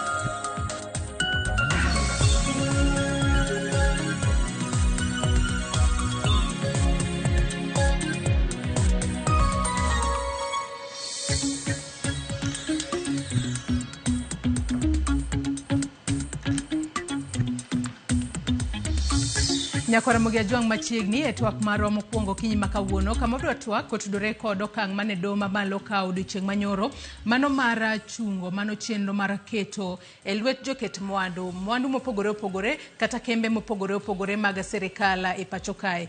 Odiochieng' manyoro doho mamalo ne ong'ado ni mano Privatization Act mar higa mar 2023 en ataro mar chik kata tiyo ataro mar chik kalure ni ne ok okaw pach jopiny e kinde mane ikete ayanga. Gino makoro no chungo uso kata keto e lwet joket mwandu mano kar romo mar KICC mano bore Nairobi kaka achiel kod kembe mamoko mane ichana ket e lwet joket mwandu. Mano koro nyiso nang'o kaluwore ni koro mano Privatization Act mar higa mar 2023 ni osebedo kotiyo ataro mar chik. Onyiso nang'o kokaw pach jopiny makoro kete e yor chik obro medo tiyo e pacho kae kose kaka doho oseng'ado ema koro ibro bed ka iruche oko kaeto kembe mago mag sirikal monego bed ni kete lwet joket mwandu ok bibed kikete lwet joket mwandu. Mane wach modwa twak e okinyi makawuono to twak makamano ok abibedo godo kenda. Nyakwara Mugia Jwang antiere kod welo ariyo e studio marwa e county ma Nairobi kae. Wendo mokwongo antiere kae kod Brian Onyango okil Kamaloka ka achiel kod CPA Ken Nyamolo ma en jalony e weche mag uchumi. Oyore Brian chiew nado kinyi makawuono kendo machiegni twak. Oyore ne Joyce chiew maber. To in? Amba chiew makare machiegni. Ero kamano. CPA Ken Nyamolo yaore chiew nado kinyi makawuono. Oyore Joyce, oyore Nyakwara Mugia Jwang. Chiew maber. Machiegni ureto wako kinyi makawuono. Nyakwara Mugia Jwang in bende kamora mora ma itudri kod kinyi makawuono. Inyalo chwalonwa paro, penjo, ote mora mora kokale namba mar ote machuok 3-6-000 kaka pile mbui mora mar Facebook ibiro yudo wa achiel kachiel Ramogi TV X @Ramogi TV. An bende inyalo tudri koda e Facebook page mara ibiro yuda Joyce Oduor, mbui mara mar X ibiro yuda @Joyce Oduor _ Kawachako twak marwa yango kinyi makawuono chak kodi wakili Brian Onyango. Nyaka sani koro wang'eni mano Privatization Act mar higa mar 2023 no bedo declared unconstitutional kod doho odiochieng' manyoro. To ang'eni nitiere moko kuom kembe ma sirikal no sewacho ni bo bed ka ikete lwet ji giwegi kata kamano chenro makamano koro ochungi. To gino maduong' mane doho wacho ni en kotudore ni noko kaw pach jopiny. Mano koro nyiso ni ka seche moko sirikal okaw okang' mar kaw pach jopiny onyalo dok itiyo kode kose bro bedo nang'o. Ero kamano Joyce. Kendo ero kamano kuom rwaka e thuoloni. Mokwongo gima nyaka jopiny wateng'e kata jowinjo wang'e en ni doho maduong' iluongo ni High Court of Kenya nigi ratiro mar wacho ni gimoro amora motim kata gimoro amora ma bunge okadho ok okadh kalure gi chike mag Kenya, Constitution of Kenya. Matiende ni ka doho owacho ni Privatization Act of 2023 is unconstitutional, mano tiende ni ok nyal ti kode kendo gimoro amora motimgo bang' the declaration of unconstitutionalism en gima chik odagi. Koro gima aneno ka dhi timre en ni framework mane idwa lokgo kembe serikal to be private entities ok bilo. To gima nyaka wang'e en ni ang'o momiyo ji ang'o momiyo piny owacho dwaga ni otim privatization of public operations. Privatization en thuolo mar chiwo kembe mag serikal mondo kik, nikech ing'eni kembe duto mag serikal pesa taxpayers money omenda ma jopiny ema dhiye, kendo serikal ema yiero joma tiyo e kembego. To kidhi timo privatization, mano tiende ni jogo ma jo ohala ema bo control kendo ema bo fund. To ka privatization act obedo declared unconstitutional, matiende ni ok nyal ti kode, mano tiende ni serikal ok nyal tiyo gi the framework mar privatization act mondo giket kembe mag serikal mondo bed kembe mag jotim ohala. Lakini nyaka wang'e maber ni privatization nochakre chon, kendo ndalo machon nitime under framework gi National Treasury. Matiende ni National Treasury ne nigi thuolo mar timo a mechanism through which ginyalo loko kembe mag serikal mondo bed kembe mag jotim ohala. To kane privatization act obiro, privatization act nogolo frameworks go te, matiende ni tinde kidwa tim privatization nyaka law privatization act from the year 2023. To gimane koto wacho nyoro en ni privatization act ni kaka nolose ji ok nobedo consulted, matiende ni jogo manonego ochiw duondgi machalo kaka joma tiyo e serikal go, joma tiyo e private entities go, ok nochiwo duondgi, matiende ni chikno ok nokadh e yo kaka dwarore gi katiba malo. TPA Ken Nyamolo, ka arwaki e twak okinyi ma kawuono, wang'e ni chenro ni mano mar privatization act mana kaka wakili Brian Onyango osewacho nochako higa mar 2023. To wang'e ni mano duond bura mar ODM mane odhi e doho ka koro ne gikwedo ahinya kawo kembe mag sirikal mago mar mondo mi obed mag ji giwegi. Wang'e ni ne nitiere kanyo koda mano Kenya Pipeline, Kenya Literature Bureau, Kenya Seed Company, mane moko kuom kembe mane idwa mar mondo mi okete lwet ji giwegi. Ne giwacho ni nokokawo pach jopiny kaka yangore, gino mabende do nokal. Penjo nyalo bedo ni seche moko nyalo bedo ni ne nitiere kembe moko mane osekete lwet ji giwegi e kinde mane privatization bill ni act ni poko yudo ng'ikruok masani koro yude do. Ang'o ma koro biro timore ne kembe makamago ma wanyalo wacho ni seche moko noseket gi lwet ji giwegi kata mago mane idwaro ket e lwet ji giwegi mar mondo mi seche moko gidongre kata gimed tiyo makare? Erokamano Joyce. Privatization itimo majorly for reasons ariyo kata adek. Mondo wa enhance service delivery, profitability kata turn around mag kembe madhi kachalo gima podho.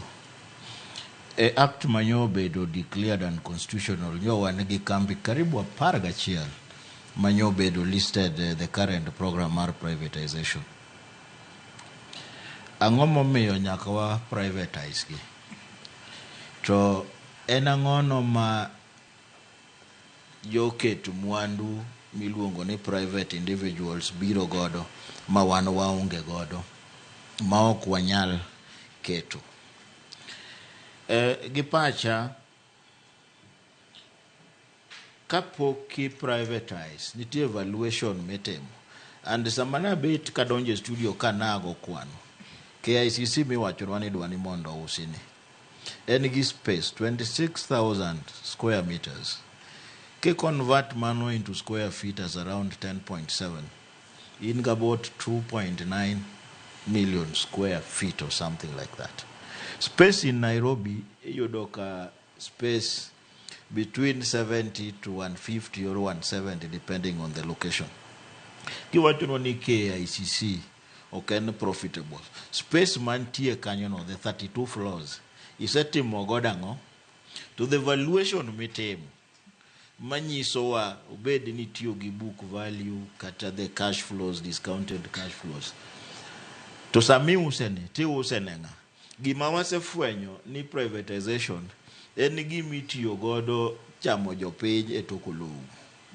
Ipenja ni kembego mano keti machon. Of course wang'eyo kata Kenya Airways no chako ndalo machon to no bedo privatized. Oseloso faida didi king'iyo trend mare, profitability mare. So does it then mean ni en adiera ni privatize to profitability biro? Aparo ni en about interest ma ji nitie godo. To gima the private investor nyalo biro godo. I believe ni wan ne kaka country, governance systems magwa ema pod kwang'eyo. Gimomiyo inyalo bukori tichiew, tikoni kawuono adhi uso a Kenya Pipeline Corporation. Mano is a strategic asset. Almost equivalent mara security installation. Kiseuso Kenya Pipeline Corporation. Itimo gik mitimo gi airport. Port bende itimo kaka itimo. Iketo piny kanye, uso gigu te, mwandu ute munyalo. Sirikal onego beni chiwo service delivery. Igolnwa mafuta from Mombasa to the farthest end mar Turkana through the pipeline. Kiseuse, expose jopiny. Price control ng'ano madhi manage. Aparo ni wan wawegi gi sirikal, mabende wan part of sirikal. Nyaka wanonre mondo adiera kudwaro ni mondo privatize genuinely.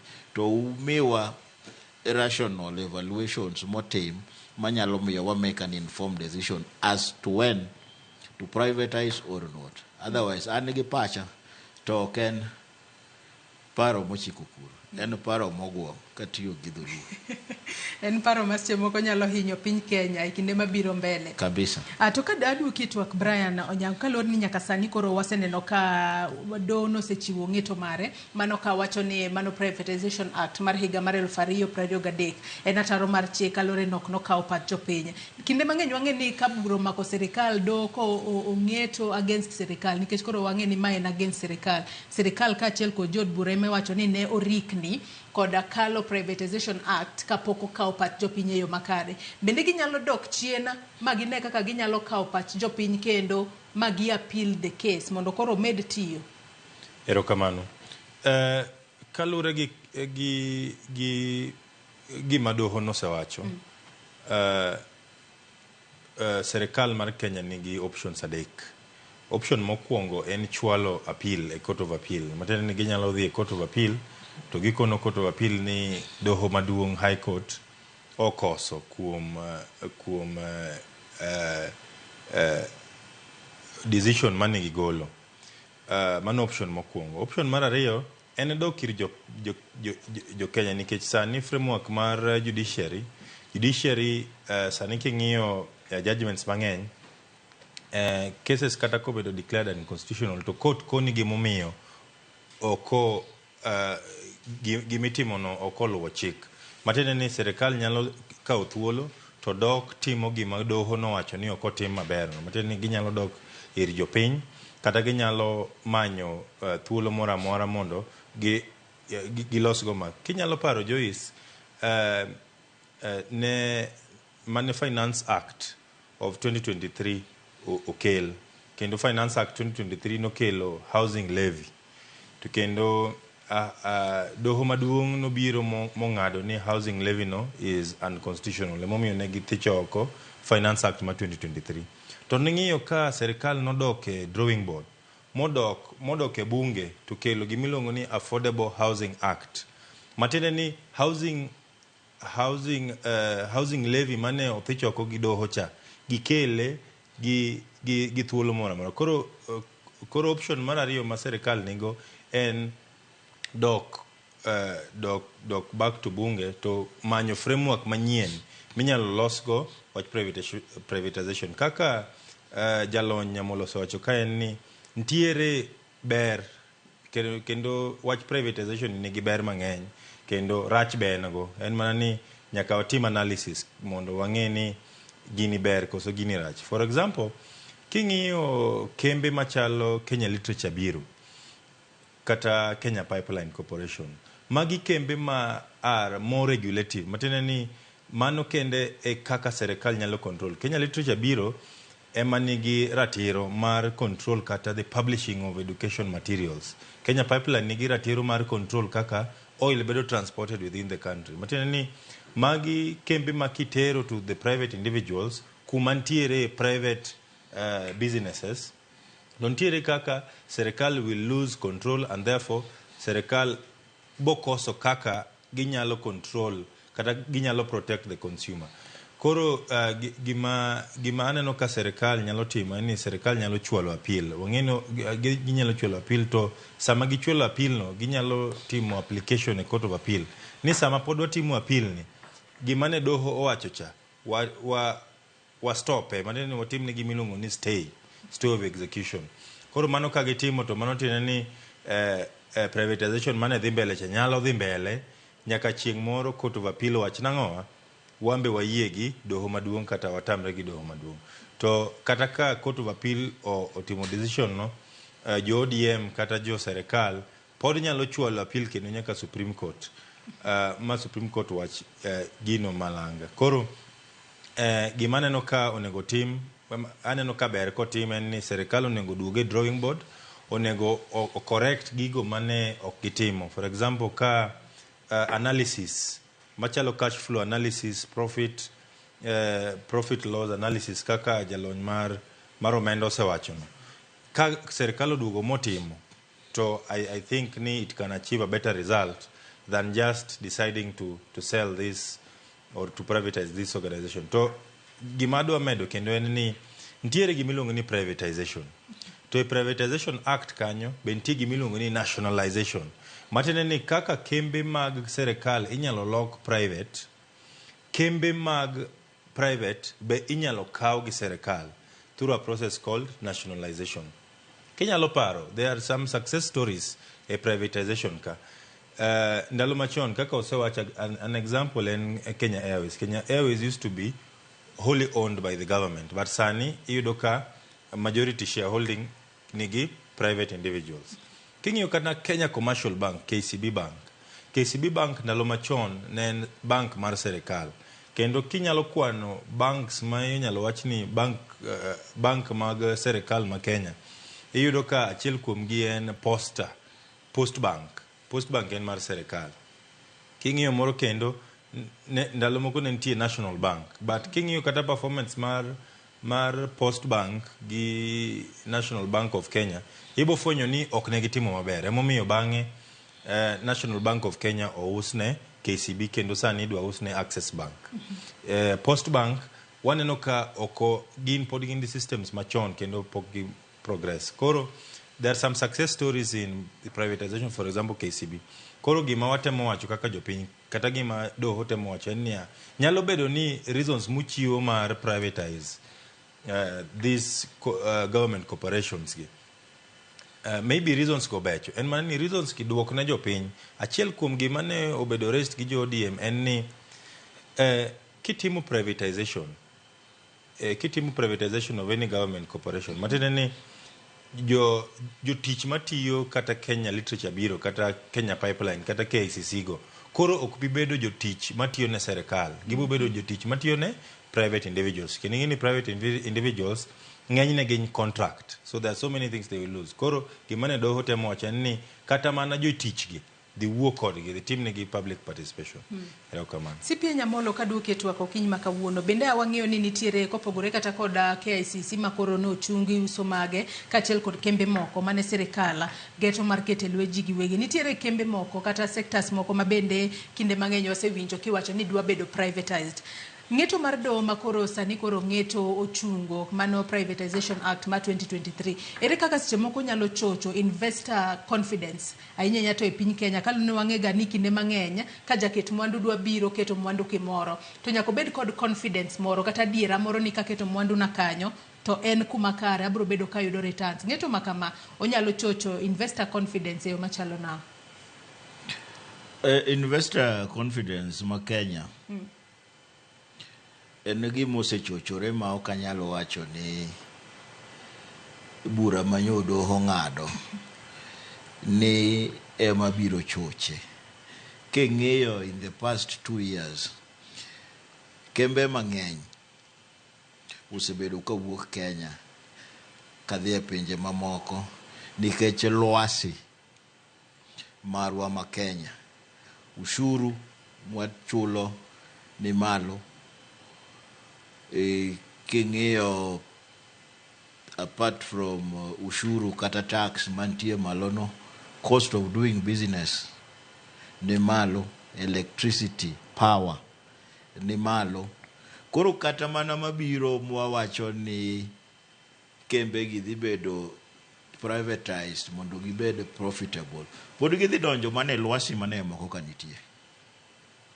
To an awuon to ok ayie gi wach mar privatization. Ok en a solution ne kembe ma fail. Nitie more to it. En an issue of business management gi the governance structures mwaketo kaka piny. Nikech ka ok ichange lwasi tikelo investor to pod obede that environment mantie mondo mi oyud ohala, nikech private firms to profit is the driving motive. Mondo mi oyud ohala, ibiro yudo ka nitie gik moko manyaka ang' ne gitim kaka low wages, employment terms bedo varied, no wacho ni from permanent and pensionable to contracts. Imiyo jogo eko makoro nitie kanyo discretions moko ma ka ok gitiyo godo maber tiyudo ka koro gihinyo jopiny. Omiyo wan wawegi kapod kwa decide ni wa privatize, waneare gik mwanyalo timo manyalo miyo gigi oringo maber. Wawe mentality, attitude ma wantie godo en ni gir sirikal en gima onego bed ni yako. Kata gima da ng'ato dhi motimo maber, ni ka en stima mar ofis tiweye koliel, odi ok iwe. Wa change mana mentality marwa, then waket jogo eko manyalo konyowa mondo kembe gi oran. Awinjo pek kuwachona ni pipeline udwa ni mondo umi a private investor. Ng'ano mabiro timo price control mag fuel, mag gas mabedo transported. Eye kanyo wan gi national oil. Matiende ni kuro government nitie along the supply chain, en producer to en gi outlets mag National Oil Corporation. Ka in a producer, I make losses nadi. National Oil, they make losses nadi. From economics, prices mag oil are sticky. With the petrol station, ubed Total, ubed Shell, ubed mora mora. Ibro ino ka prices go were man nage nokta moro. Ka ponono nigi were. Kuro in, ka in a producer, in gi pipeline me transport godo gi. Iti make losses nadi. Aparo ni bro chopo kamoro makata katek. To wabro tero jomogo ka jodil. Mondo deal gi mondo jechien manae gi no mondo wuogi mondo mi wane kaka wanyalo govern this country. To kopogore kod privatization kapod antiere kuomie CPA Nyamolo, nikech wang'e ni kinde mang'eny sirikal wachoga ni kembe gi ok tim maber, we waket gi lwet ji giwegi. Alternative mane minyalo ti godo mopogore kod privatization ma kisewacho ni ok ochuno ni in korka kori ok ne ka ber ni ka Kenya Pipeline Corporation ikete lwet ji giwegi. Tadede wacho ni gibedo privatized nikech gin loss making, matinde ni manyo ng'ato manyalo biro to keto pesa kayo to koro nyayo chenro mage mag tich. Alternative mage ma wantiere godo wan kaka piny Kenya kopogore kod chenro mag privatization mondo kembe mago adira to mago mondiko ji kaka mag sirikal kik de lwet ji mar mondo mi bendo mi ji obed kod dagne ni kore bo bed kindika e contract korumo to kora timora nang'. Iwacho maber ni ji giwegi. Ji giwegi gigi en ng'ano were.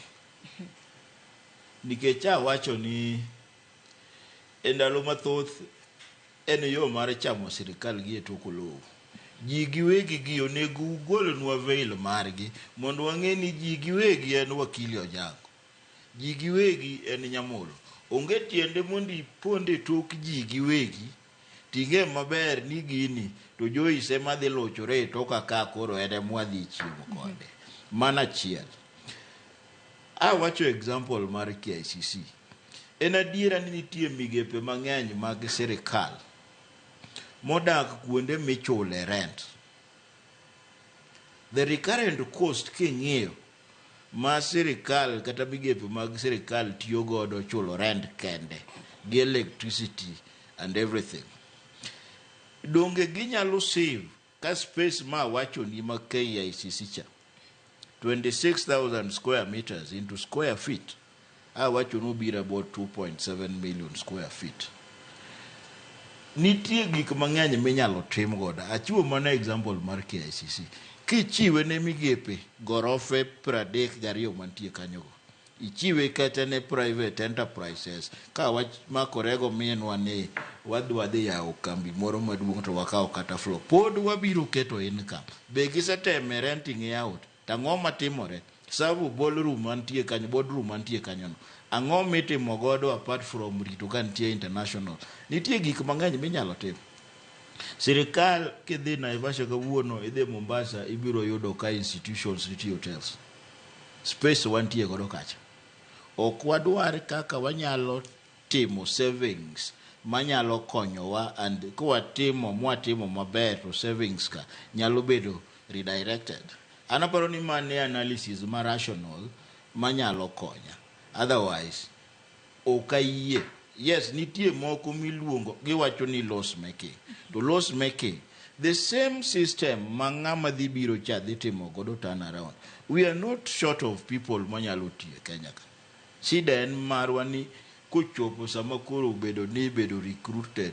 Tineno ni wuod nyamolo wiye teko kang' no play ball kaka dwaro. Tigole kando. Tidwaro ng'at moro manoywa boto mabiro timo kaka timo. Attitude marwa ema nyaka wa change. Ni public good kata public property nyaka bed planned. Nyaka wa change nikech sama okethore tibende ang nyaka ni yude ko affect in one way or another. So I think it's just about attitude change or get proper governance structures. Abo chiwe example mar Singapore.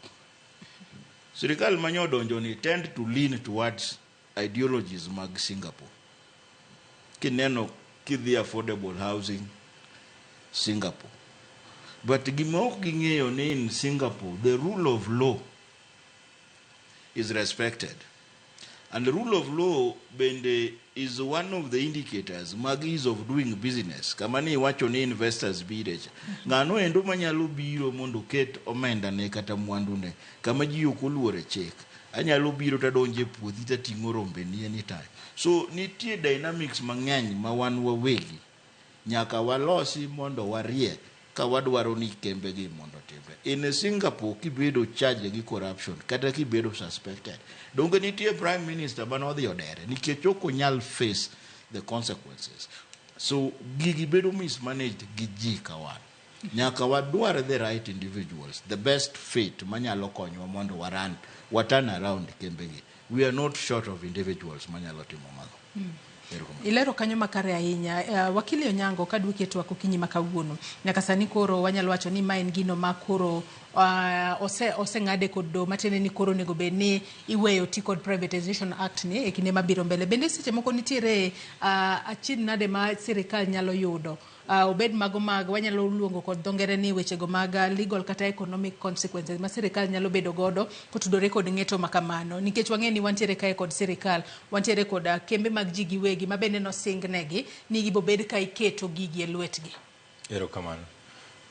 Mokwongo kaka CPA Nyamolo osewacho en ni achiel kuom gima nyaka watim as an alternative to privatization is just good governance. Mar ariyo mondo aduk penjo ni en ni there is likely to be some consequences.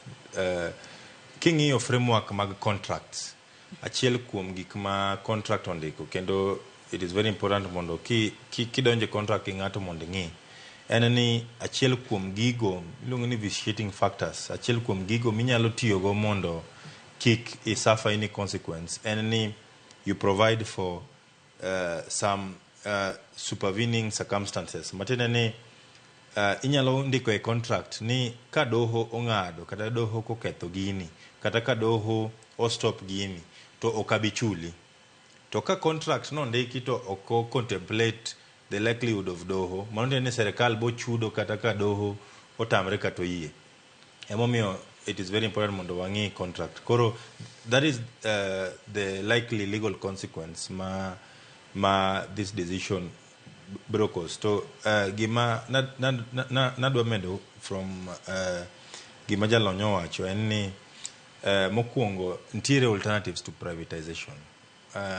alternative mokwongo en gimiluongo ni public procurement and disposal. So under public procurement and disposal, ma en framework moyiene serikal uso, okay, kata nyieo. Disposal en uso, to procurement en nyiepo. Matene ni serikal, for example, kane gineno ni Kenya Literature Bureau nigi a problem of governance, kata Kenya Literature Bureau nigi a problem of supply, negi nyalo tiyo gi framework mar public procurement mondo gikel a private service provider within the public procurement and disposal framework, mondo gikel kata ng'ama ong'e uso maber, to en ouso to giwinjre kode ni kiuso timima. Mano is one of the ways of ensuring ni the goals mag privatization ka obedo achieved, kata ka onge privatization act. Mar ariyo en disposal. Disposal en tiende ni serikal oyiene uso, en mana ni Public Procurement and Disposal Act, uso mar serikal itimo mana to movable goods. Matene ni emomiyo inyalo yudo ka seche moko gari moro kata mtoka moro ndik ni GK, kasto bang'e ndik ni XGK, obedo disposed through Public Procurement and Disposal Act, obedo advertised moyudo the best bid.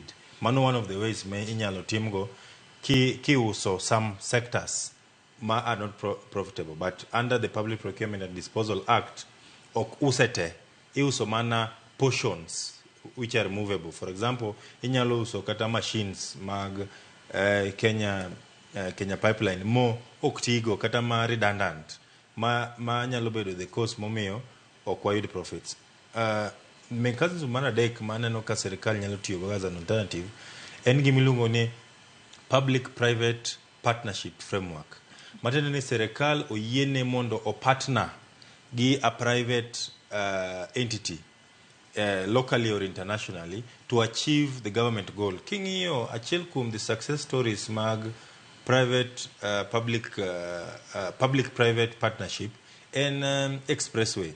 Matende ni ineno ka expressway ne jo Kenya owinjre gi a private company in China, to obiro to jo kambino obiro oketo expressway. Koro sani pesa ma wachulo cha, pesa no dhinegi, to ok dhinegi ni mondo gilos ohala, dhinegi mondo giduok pesa gi mane gitiyogo mondo to pogruok nitiere kanye e kind public private partnership kod privatization?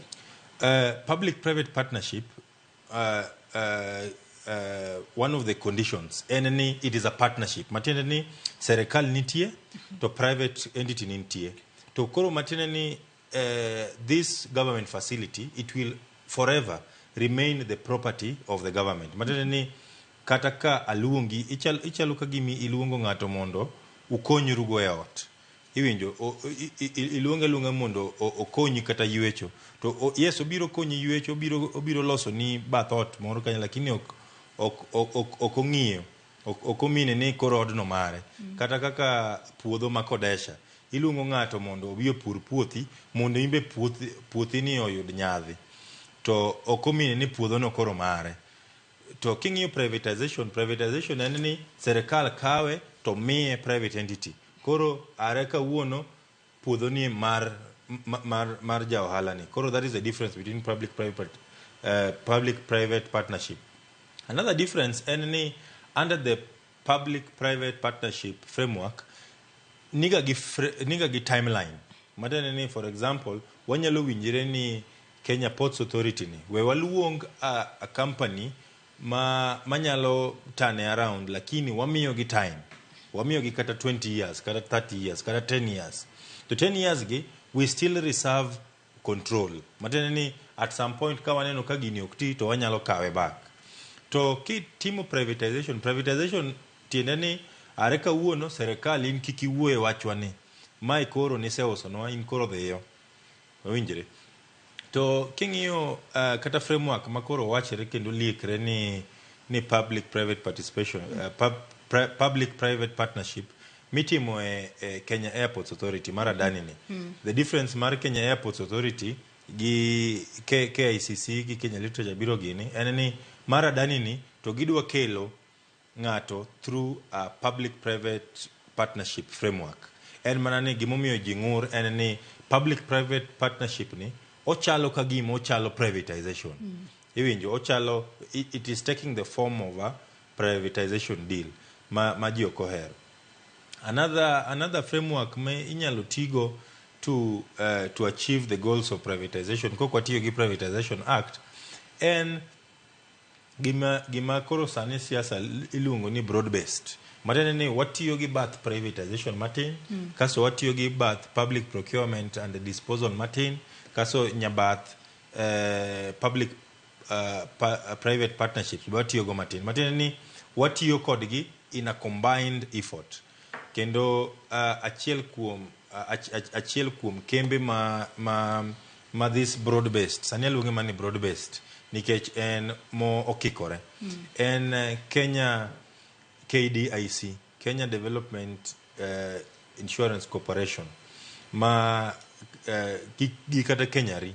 Ibo yudo ni there are some sectors of KDIC that are purely run by private individuals. There are some that are run by the Ministry of Trade, and then there are some that are run under framework mar public-private partnerships. Koro aneno ka serikal ni ko beda piny gi jopiny, obedo piny gi jolony, kendo obedo piny to achieve the goal. Kendo kaka CPA Nyamolo nowacho ni wagol mentality moro ni gir serikal nyaka yaki. In fact, awinjo ni serikal okoka kitemo penjo ni ang'o miyo uyake kamano to ipenje ni oken serikal oken mar min ng'ato. Koro mindset no ka waloko ni serikand ni ka wayake to wan ma wayako pesa wa. Matene ni ki ketho wach serikal kata kiwe taya mo kisimo e ofisu mar serikal ema bo chulo bills mang'eny, ema bo nyiewo bulb manyien. To bulb no serikal ok bigolo kumora mora, obo golo e ofuki through taxes. Emomiyo seche moko taxes dhi malo. One of the ways to prevent taxes mondo dhi malo and we change our mindset, we reduce corruption, and we also help in reducing expenditure mar government. In fact, kalure gi report mar ombudsman gi auditor general, ibo fwenyo ni ntiere government institutions moko mo implement austerity measures and good practices. For example, kidhi kata judiciary oketo gimiluongo ni individual responsibility, kendo a framework ma serikal sani luongo ni surcharging. Matene ni kitimo gimora mora marach mimiyo serikal lose pesa, to pesa no ing'ado e misachi. Mano attitude ma ka wa implement robustly, wabo ensure ni serikal okoyaki, nikech serikal ni en mana wan, kendo joma tiyo serikal no gin mana wan gini. Iyudo ka nyari moro in iyuago gimomiyo serikal pesa ne rumo, to kara nyari moro ema yako gige serikal. En ko dhi ogone fuel to en gach serikal no odhi go adhiya pur. Iwinjo. Koro aneno ni a change of attitude and also consultation nyalo konyo wachni, nikech privatization kalure gi kaka nene seche moko nyalo achieve gik maber. CPA Nyamolo, wang'e ni kinde mang'eny ka do osegelo ng'eto to wajaneno ka serikal ang'e ni gibedo ka wuok oko to wacho ni dong' nwadwa timo kama to do to tamowa. Koro mane momiyo seche moko wantiere achiedh nade makama. Kata penjo nyalo bedo ni koso keto kembe makamago e lwet ji giwegi. Bende nitiere kaka nyalo rocho uchumi ma pacho ka, kose gin mana weche ma jomoko nyalo wuok oko mar mondo mi gibuog jopiny ni koro ok wanyal timo kama nikech kambi ni dong' nudagi ni kik waket e lwet ji. Mano to wasewinjo kiwacho kamano. Ni udwaro ni mondo watim gigi to finance bill une manyocha utamowa. Nitie alternatives mang'eny. And kik wawuondre, achiwo example mag bigepe mag serikal manitie rented business. To king'iyo the recurrent budget, SRC yuak pile ni the recurrent cost. One of the drivers mag recurrent budget and salaries, the wage bill, to issues around rent. Kapoki iwachonwa mano, nyaka wadwar kaka wa minimize these wastages mondo wa realize gimiluongo ni efficiency gains. Nitie gains minyalo bedo godo. Kanya chulo rent, migao mo mention nitie Waiyaki Way kae ombudsman. Okang'eyo koda building margi kata gichulo and many others. Ka rent ne uchulo this much per square feet.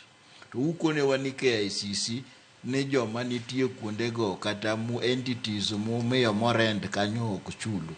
Okugol gi to uket migepe mag sirikal and you make a saving from the recurrent rent magolo kanyo kakelo.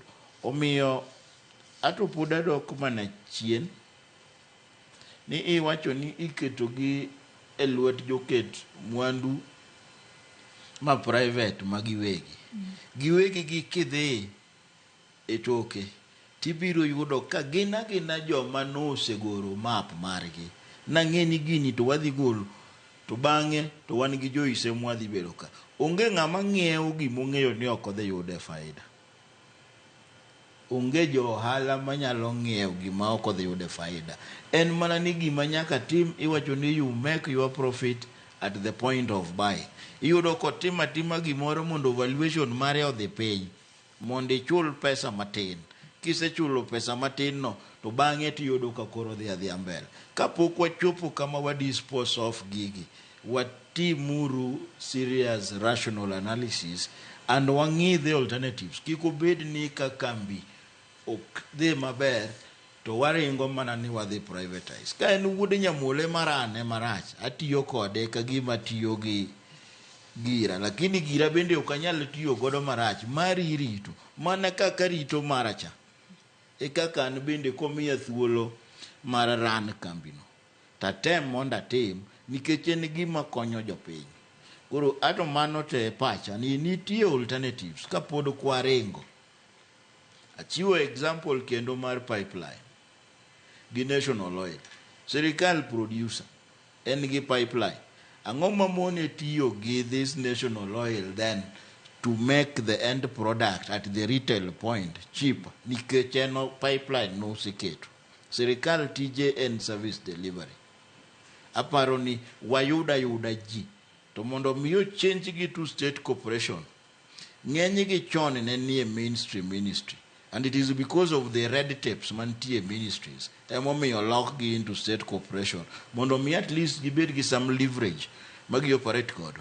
So that leverage magintie godo no, let us just get the right people and the right governance structures mabiro konyo wa realize profitability. Ng'ama biro chao is not a magician. Udhi biro pod ubiro tiyo mana gi jokencho gi to turn around. Kapod ka gibiro wabende nyaka wanonre uru mondo wayud jok manyalo konyo wa turn around kata restructure these things into profitability. Wachne mogik achako DCP e Nyamolo ka watieko twak mar okinyi makoni ng'isa ni thuolo mar orumo kawuono miwa mana thuolo matin kende kotudore kod weche gi mag privatization. Aparo ni awacho ni privatization ok en the only solution. Solution problem marwa en governance. Walosuru structures magwa, wa respect the rule of law, gigwa bro dhi maber. Erokamano ahinya. Wakili Onyango, wachni mogik ka watieko. Erokamano. Wachna mokwongo en ni serikal nyaka first of all serikal nyaka create an atmosphere of ease of doing business. Matiende ni serikal onego enable private individuals to do business amongst each other and also with the government.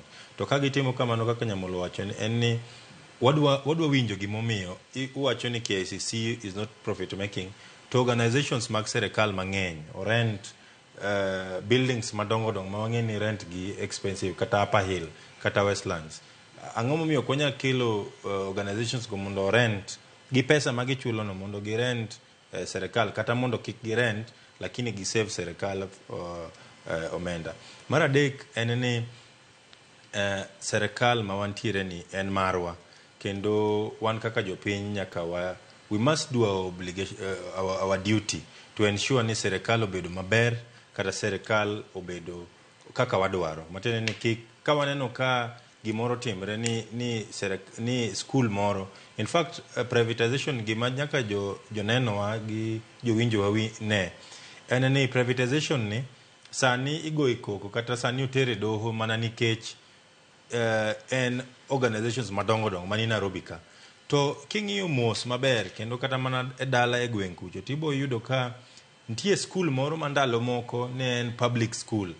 Ne en public school ma serikal ema nyithi serikal ji dhiye kendo serikal ne chulo ji.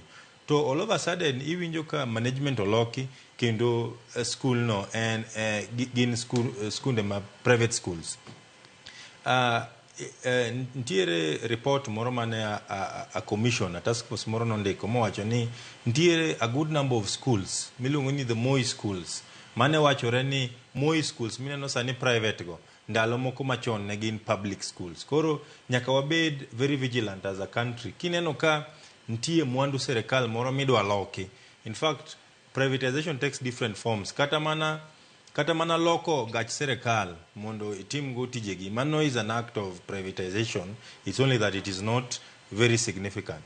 Koro kineno ka ng'ato oloko tinga serikal koro mare ok serve jopiny, koro konya kende kiyudo ka otimo go ohala ok en gima nyaka wachung. Mogik en ni ntiere ministry, the only ministry, in fact under the Moi government, the only ministry that was allowed to do business nikech tij serikal and service delivery to the people, but ministry mano yiene timo serikal mondo yud pesa ne mana Ministry of Trade.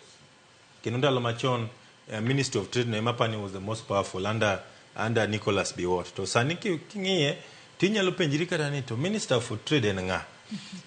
Matene ni timo ohala mar serikal odok piny. Koro emomiyo kembe machalo Mumias mane wa government owned, Nzoia, Kenya Creameries, KCC mane yande uso chak tinde nodhi opodho. Emomiyo kata koro Moi nowere gi wach pogo chak e skunde no. Koro we must really rethink and look at why is it that kembe mag serikal mane timo maber to generate income for government all of a sudden nodhi opodho. Achiel kuom ginyalo bedo governance ma nyaka wa address. Erokamano ahinya wakili Brian Onyango kaachiel kod NCPA Ken Nyamolo kuom kawo thuolo mar okinyi ma kawuono mar mondo mi ubi watwako tudore kod weche mag keto kembe sirikal e lwet ji giwegi. Nyakora Mugi Ajwang, in bende agoni erokamano ahinya kuom bedo kodwa nyaka gi sani mwachopo e giko mar twak marwa mokwongo e chenro mar Upinya okinyi ma kawuono. Sirikal onego many ane yore mopogore opogore ma ginyalo reso godo kembe mag sirikal e pacho ka kar keto gi lwet ji giwegi kala ni mano nyalo miyo kata jotije kembe makamago bedo koda dang'ne ni tijgi biro bedo ka dhi mbele kose oyo. Yiena mar mondo mi akaw yoyo maduno gi kanyo chenro mabiro bang' mae en tedo gi chiemo gi Jai Lieta. Kik idhi mabor.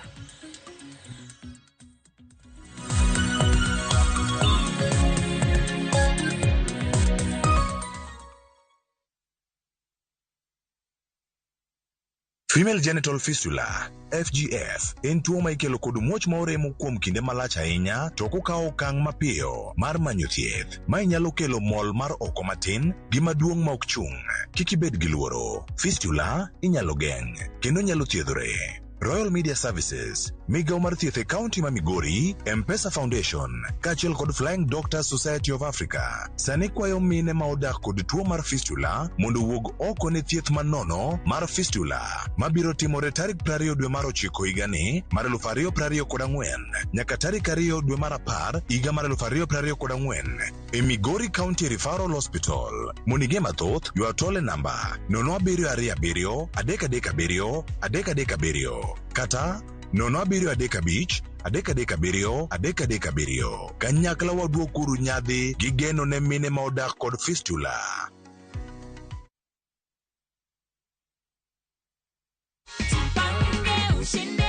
Ulikuwa una expect ukiambiwa ati umeshinda 50 Gs? Sikukuwa na hiyo imani nitapata. Sasa nilikuwa nafikiria tu yani wacha nijaribu. Check ni yako hii, alafu tunakuaga pia na goodie bag. Hii tunaitanga the Jipange goodie bag. Nasalamia watu wa Keumbu, wacheze na Mungu atawasaidia washinde kama mimi. Kama wewe, si ndio?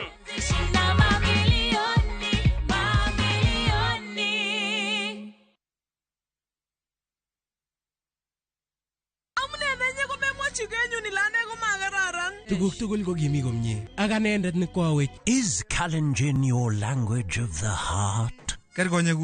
Then we have a sweet surprise for you. Wow, kimnatetab chomyeto. Sobetab Tai, a story of two hearts bound by undeniable